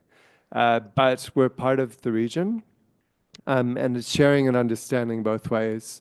That's happening by default in an outward trajectory by participation from people in the region here at the AU-IGF today and tomorrow. But it's also something that we can draw in, hearing some insights and messages from us. So thank you, Sarai and Andrew, for joining in person. Thank you, Maureen, for joining online. I have no idea what time zone in the world you are today, but I hope it's daytime where you are. And we're just going to start with an opening round of contributions from the speakers, which will take about 20 minutes, 25 minutes. And then there'll be a chance for some audience questions, perhaps to draw out things or other observations you'd like to make. It is a slightly shorter session, so we've only got the 40, and we've started a little bit late because of me arriving late. But that's the intro. The order of the speakers will be Sarai first, Andrew second, and Maureen third. I've told them if they start going over sort of the 6-minute mark, I'll start gently interrupting them or throwing things at them. So hopefully one of those two things will work. Sarai, over to you. Thank you very much, Jordan, for the great opportunity. But first, I would like to acknowledge the people of the land. I'm praying for the protection of this forum and guidance for us while we're here away from home. Sarai from Samoa, but actually I'm here representing our Pacific Islands chapter of Internet Society, or the PICAISOC, and we have 519 members in our chapter, and I think we are one of the biggest member counts chapter of the Internet Society. So we really appreciate the opportunity from AUDA to invite us here today. So recently, you know that Samoa hosted the Commonwealth of Government Heads meeting where 56 countries came to Samoa as a choto or little, if you see it on island. If you see on the map, it's just a small island. But we hosted 56 heads of government, around 4,000 people, as that says, during last week. And it was so interesting to be part of the CHOCOM. And we saw that delegation from Australia came to Samoa, led by your Prime Minister. And we saw that he got a title from Samoa. So he has a village adopted him or adopted Australia. So he has that honor from our country. So Pacific Islands chapter of Internet. We have this Internet governance that we have. Andrew here will talk more about that. But PICAISOC, it's a long time society, Internet society, and we have some people here in the room as well as online, Maureen, the previous chair. So we have that contribution to the Internet governance, and we want more to see more what the Internet governance can do for us. So recently, as I mentioned, the CHOCOM is one, all of us here are part of the Commonwealth. And it's interesting to see that they consider Internet governance. There's a lot of Internet governance talk in the CTO and the Business Forum. So it's good to see that, but the priorities was given to climate change. The second priority is youth and peace, and part of those priorities is internet governance. So we see that there is a consideration, there is an emphasis of internet governance in that level. And we talked about it today with the WSIS 20, the involvement of multilateral, and they consider that too. Maybe this forum as well, we can advocate more, because there is a strong advocacy of climate change. Hence, the consideration from the heads of government is given and consider that. I think that's something that this sort of forum can look at, and they see it's a little awareness or little engagement and little discussion, more discussion of internet governance in every level or in every age. I take Samoa as an example with the current Chakon that we hosted.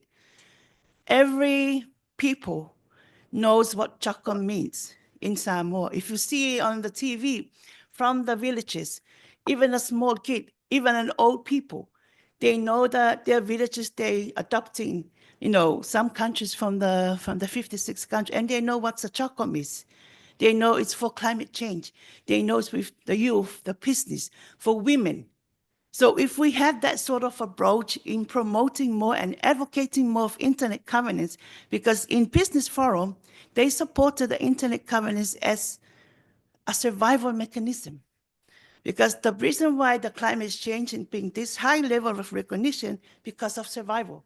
Us from the small island states, because we are prone to climate change. And we are also prone for internet governance of the digital divide. So if we keep on promoting advocates of internet governance and its importance to us, you know, as a survival mechanism, I think it's something that we need to work together and promote more. And then those multilateral and the multi-stakeholderism can consider us in that space. So I'll stop here for now. Cool. Thank you, Sarai. That was well in time and fascinating to get a direct sort of readout of what happened in Samoa last week. I will hand now to Andrew. Thank you, Jordan. I hope everyone can hear me. First of all, I want to thank Annalise and her team for the invitation and having us here, and the opportunity to say a few words about the islands. I also would like to thank Rosemary and Auda for the collaboration that we have had in supporting the Pacific IGF last year and also again this year. Not to mention also the Internet NZ. We have Jody and Rose here. I'd like to say thank you for the support that you have committed last year and this year. And also APNIC. I think Blondin is somewhere here, and the team from APNIC, they have been very supportive of the Pacific IGF initiative. So I'll just take a few minutes to say a few words about Pacific IGF and why Pacific IGF. I think as Sarai has said, we have decided in the Pacific Islands chapter of the Internet Society to accommodate the Pacific IGF since 2017, I think, 2017 in Vanuatu. And we have had this discussion, this dialogue since 2011, although we've missed some years. So the last few years, we have been consistent in having this discussion on an annual basis. So why the discussions? I think basically it's because of the limitations faced in the Pacific Islands to gain access to proper internet governance and the potential that the internet gives for development, especially for secure and trusted business platforms to boost economic growth. And yes, we have had this for quite some time, since 2011. the leadership is within the PKSOC at the moment. PKSOC is or the chapter that Saraya has mentioned is a multi-stakeholder group within the Pacific, and the leadership remains at that level just yet with the Pacific IGF. And we have included other members within the community to be part of the multi-stakeholder group.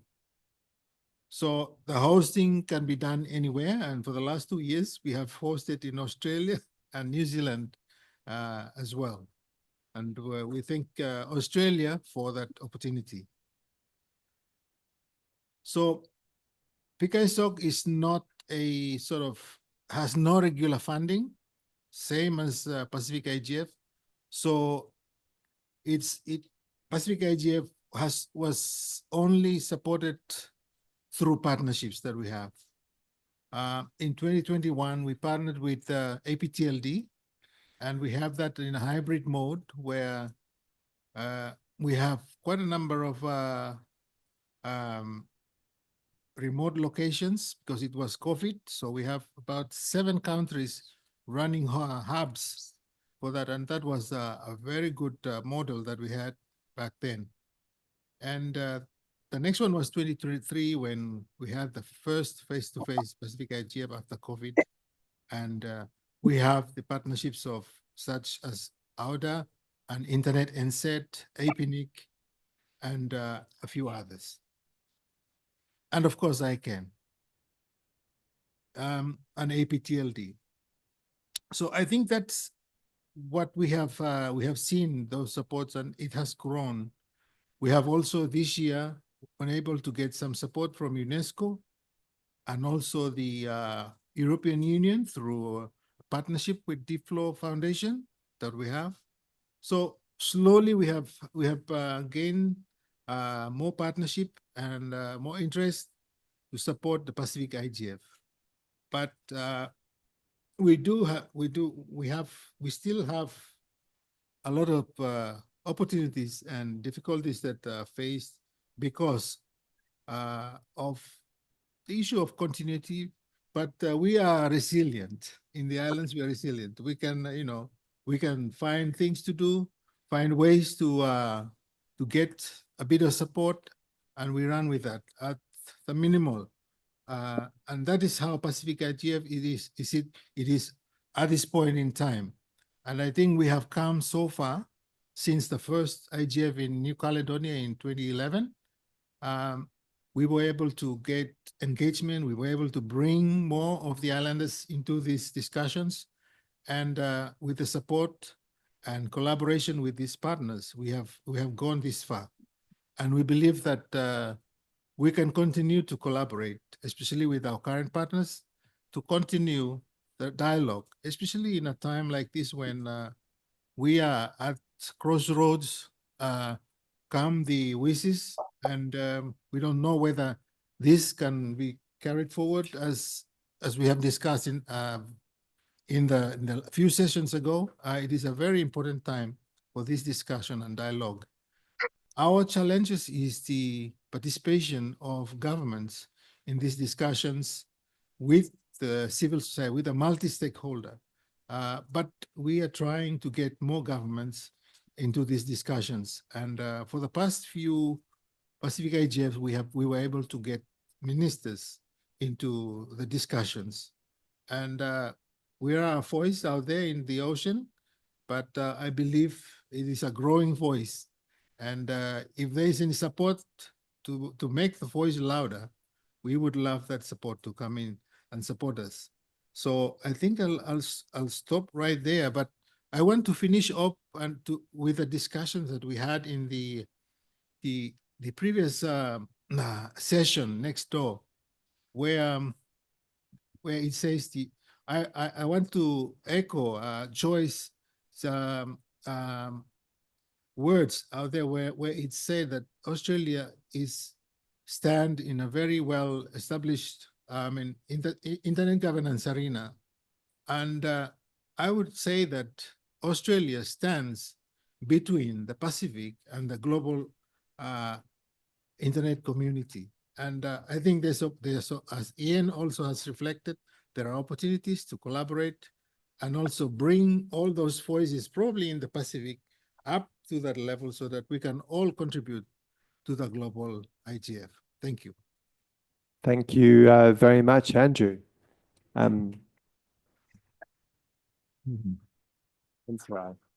Our third speaker is Maureen Hilliard. I don't know which hat you're wearing, Maureen, but I do know that you're on the internet and that you are here to help. So I'll hand it over to you. And if you could keep it to about hour, maybe a little bit longer, 7 or 8 minutes. Thank you. Over to you. Great. Thank you so much. Do I have to? Okay. Right. Oh my God, please. Well, first of all, I do want to thank the Australian IGF for inviting us to participate in your event. And I'm so pleased that Andrew and are actually there in person. So thank you very much. But what I wanted to sort of like just following on from what they've said, I think that the internet governance, governance forums that we are actually sort of like for example, being able to be here today just gives the Pacific, a sort of like a much, just more of a voice.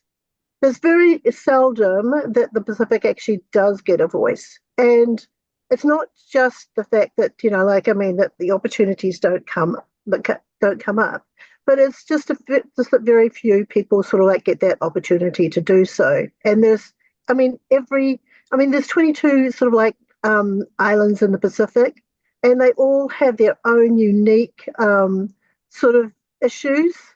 And I think that this, we're so lucky that we've got organisations such as PKSOC, which has a mailing list. And if people have issues, they can actually sort of like bring them forth to the PKSOC board and to be able to so that they can actually raise those issues in the other sort of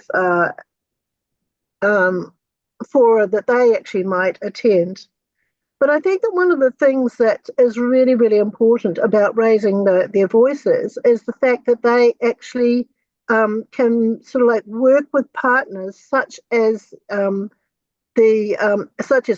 for example, and other similar organisations. And as Andrew has mentioned, APNIC has been a staunch supporter of PKSOC throughout the whole time that I've ever been involved in PKSOC. And they're just an amazing organisation. But I think that one of the things that is that we're actually broadening our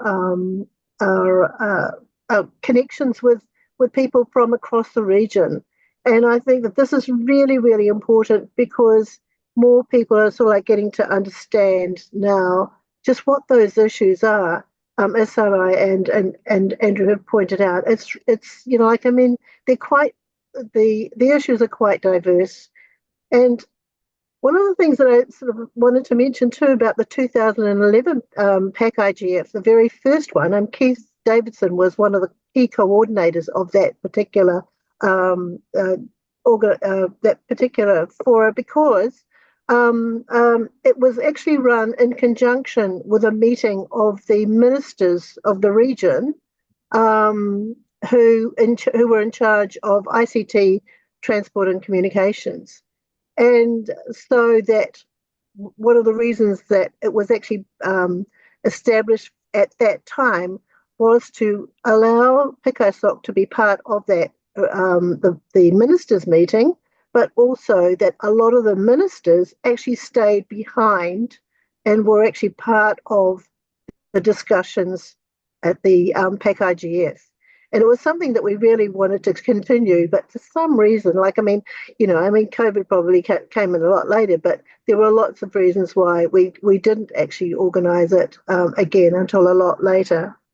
But I think one of the important things, and I do stress, and I sort of like support what Sarai and Andrew have said about the fact that Pacific, Pacific people want to get together to discuss their issues. They're a part of a lot of larger organizations, and sometimes their concerns are diluted a little bit, and they're not really addressed as much as well as they could be. And I think that the TCTLD managers meeting in Wellington really, I know that the guys really appreciated that session, because the focus was on what was important to them and how could their partners help them address issues that are important to them. So I think that one of the things that, if we can support that kind of initiative, it would be really great to sort of like make sure that we, that we're actually addressing what is important to the islands, and so that they can actually progress. But I think too that I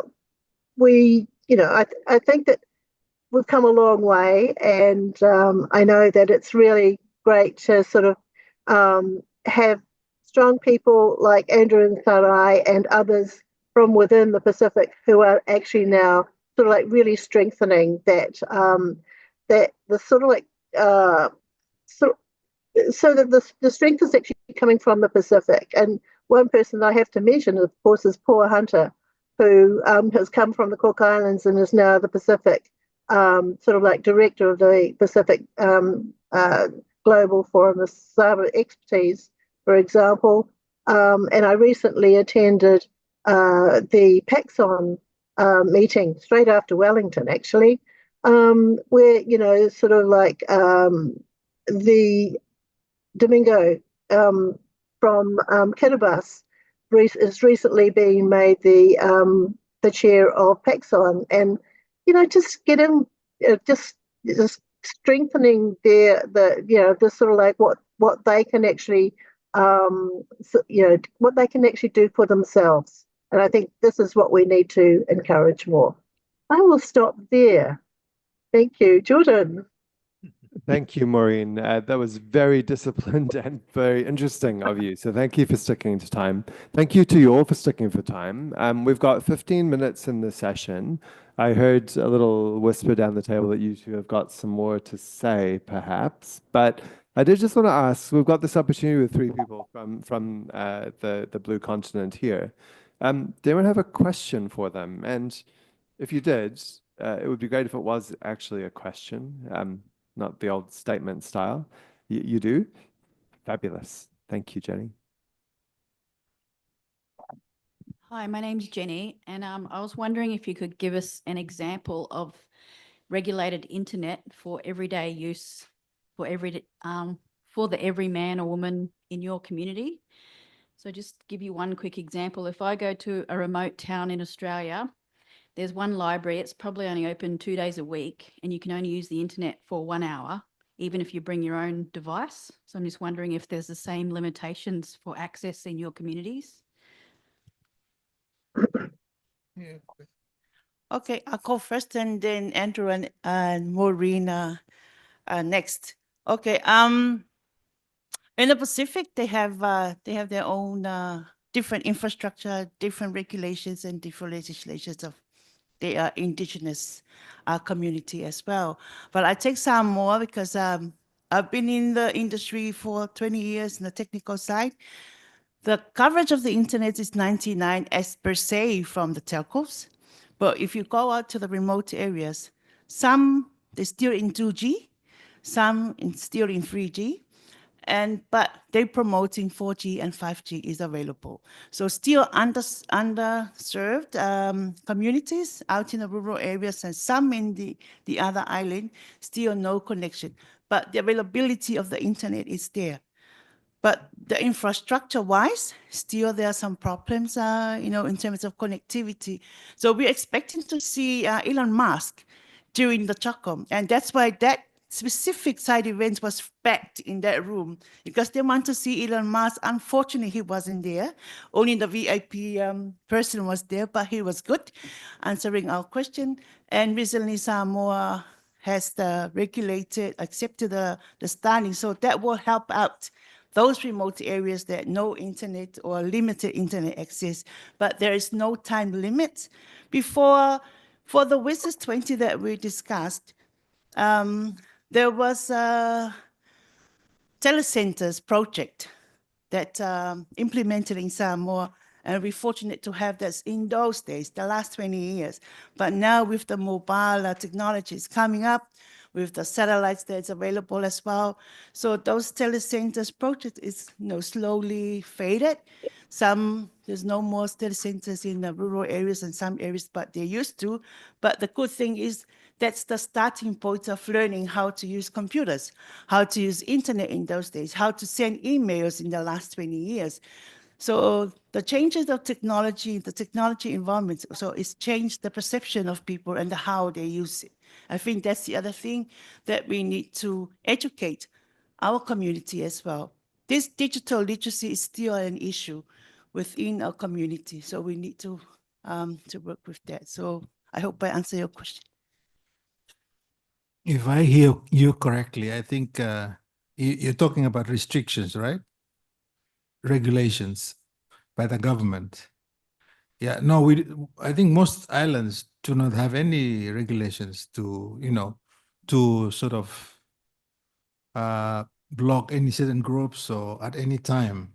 I think we are still struggling with connectivity. That's why we don't have that in place yet. But so I think we are not in that situation just yet. Thank you. Thanks, Andrew. Maureen, do you have a response? Well, nothing much more to add. There's no sort of like real regulations as far as sort of like accessibility. I think that one of the key thing for us is just trying to get some of our outer islands to actually have the same quality of connectivity as it is on the main island. I mean, but they still do have internet 24/7. That's not a problem, especially now that they have sort of like solar energy, so that there's electricity for 24/7, whereas it used to be 6 hours a day on for like fuel generation, and that was what was limiting sort of like any connectivity. But that's we've gotten over that, and we're just trying to make it a little bit faster and a little bit better for them in the outer islands. Yes. Well, thank you, and thank you for those. Susan. Yeah. Thank you for that. That was really, really helpful for getting a picture and understanding of what's happening in the Pacific and Samoa. Where my husband lives, I can't live there because I can't access the internet very well. I have to actually take the phone out and put it up onto a waterway that downpipe that where I can reach and put it so that it just gets the 4G, and then when I'm talking back to uni or anybody for meetings, I'm stop and start and freeze. And is that the same level of access that you have? Yeah. Okay. Thank you. Yes, we are in the same boat. Yeah, I think it's common. It's common in the Pacific. As Maureen said, if you're on the main island, then it's okay. Now that Starlink is coming to the islands, in Vanuatu we have approved the license for Starlink to operate, and I think it will make a difference. Definitely make a difference in those areas where the mobile network is not reachable. So I think we're getting there. Thanks, Andrew. We've got a tension between 7 more minutes and a Johanna who wants to ask a question. So I'm going to let Johanna go very quickly, and then invite each of the three of you to do 1 or 2 minutes of closing wraps. You might want to answer a question, you might not. You might want to come back to Susan's. Up to you. Johanna. Yeah, so my question is around the, not so much the resourcing, but the capacity. So I think about Australia, the Australian government, and how challenging it is actually just to keep on top of how many different internet governance forums and meetings there are annually. So assuming that there was funding available and the ability to travel and participate in all of the internet governance questions, to me, there's still a question about the capacity to engage when a country as big as Australia still struggles to choose and be at the right meetings at the right time. And so my question to you is what is it that we can do as a country like Australia in order to support, not necessarily from a funding perspective, but from that building the capacity to get to the right meetings at the right time? There you go.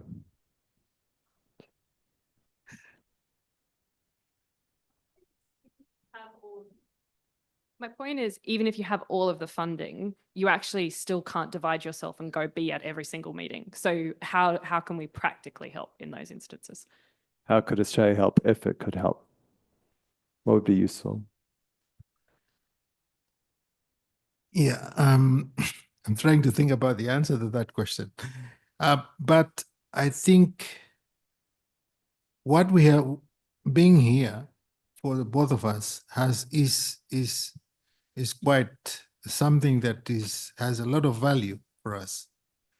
These discussions in the last day and today there's a lot of value that to us in terms of capacity building, because it also not only gives us some new perspective, but it broadens our idea on what to discuss within the Pacific, and we see how far we are from the discussions that the Australian IGF is discussing, especially things to do with the WSIS. There's no discussion of WSIS in the islands, even though these governments have 1 vote each for this thing. And then probably I was telling Sarai here, and I said, when you get back to Samoa, you make sure that Samoa government has a position paper, because they have a vote at the UN on these things. So we're going to bring that home. But this is an example of the capacity that we may have lacked in the islands, that we need to maybe come to these sort of discussions to be able to understand further. Not us, but probably a government representative from the islands can be here, so that, you know, the implications can be positive and be can be done. And again, yes, funding is also a challenge, but I think, as you said, that's not the only challenge that we have. I think the capacities. And the other thing probably is to maybe come to us.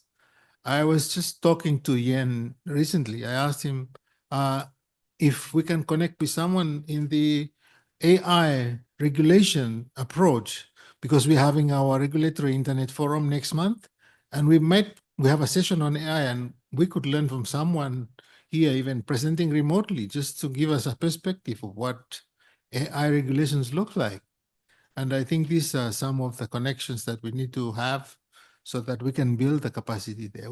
There's a lot that I can say, and on past conversations like we had with Bruce previously, and he came up with the idea of in terms of CCTLDs. He presented something to do with a shared registry, which will be cheaper for the CCTLDs in the region, who are now struggling to get some money out of the CCTLDs ones. But that sort of discussion, I think we are getting there. We are discussing it, and Australia is now through AUDA has been discussing a lot of issues positively with us, and I think that this can be expanded to Yen's team or any others in Australia who would like to be part of these discussions. Thank you.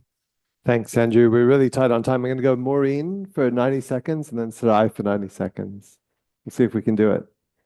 Okay, I'll try that. I'll try. One of the things I think that I wanted to say that is that, like not all the Pacific Islands are sort of like equal. There's 14,000 people on our island, and so that when we actually sort of like have to spread people out to who have any idea of what it is that they're actually going to be going to when they there's an IT conference on or something like that. We're actually really very limited.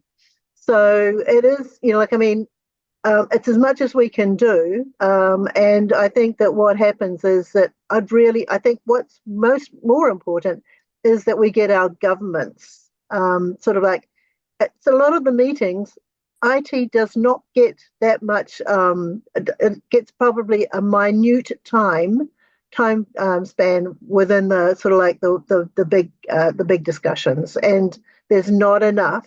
And I mean, I'm talking about my own Prime Minister, who I'm always really disappointed that he doesn't actually sort of like engage himself a little bit more in sort of like the IT discussions. But that's where the emphasis has to come. Thank you, Maureen. Sarai. Thank you, Jordan. I just want to add what Maureen and Andrew mentioned, say this engagement between Australia and the Pacific countries. Yes, we do not only for funding, but also through fellowships.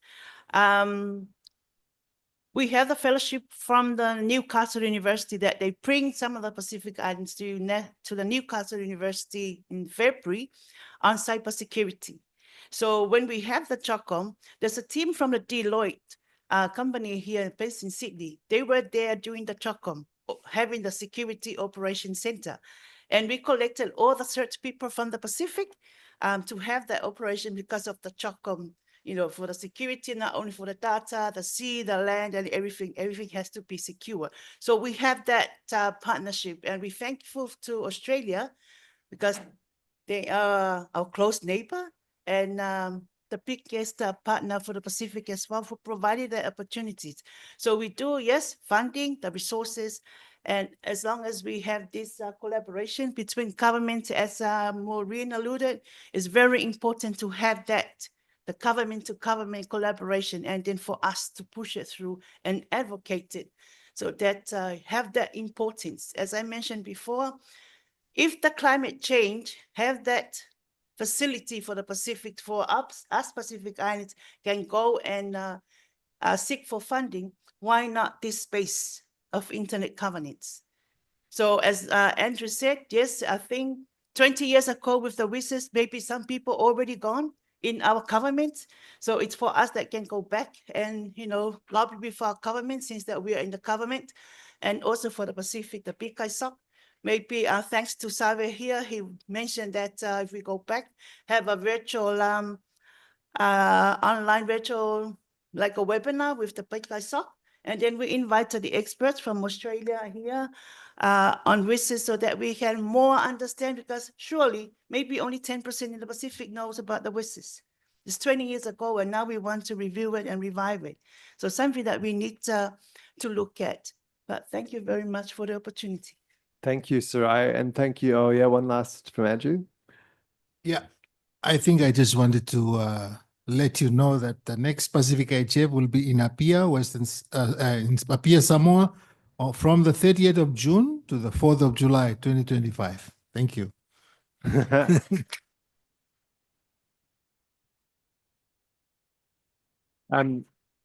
Thank you for sharing with us some perspectives from the Pacific. It's a bit more of a one-way sharing, but I'm glad we fit some questions in.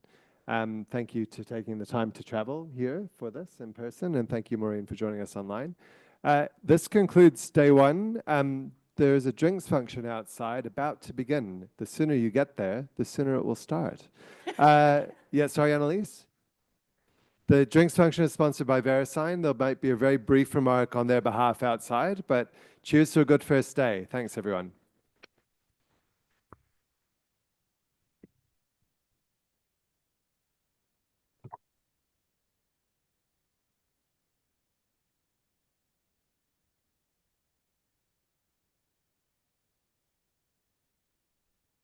Make me take a photo up here.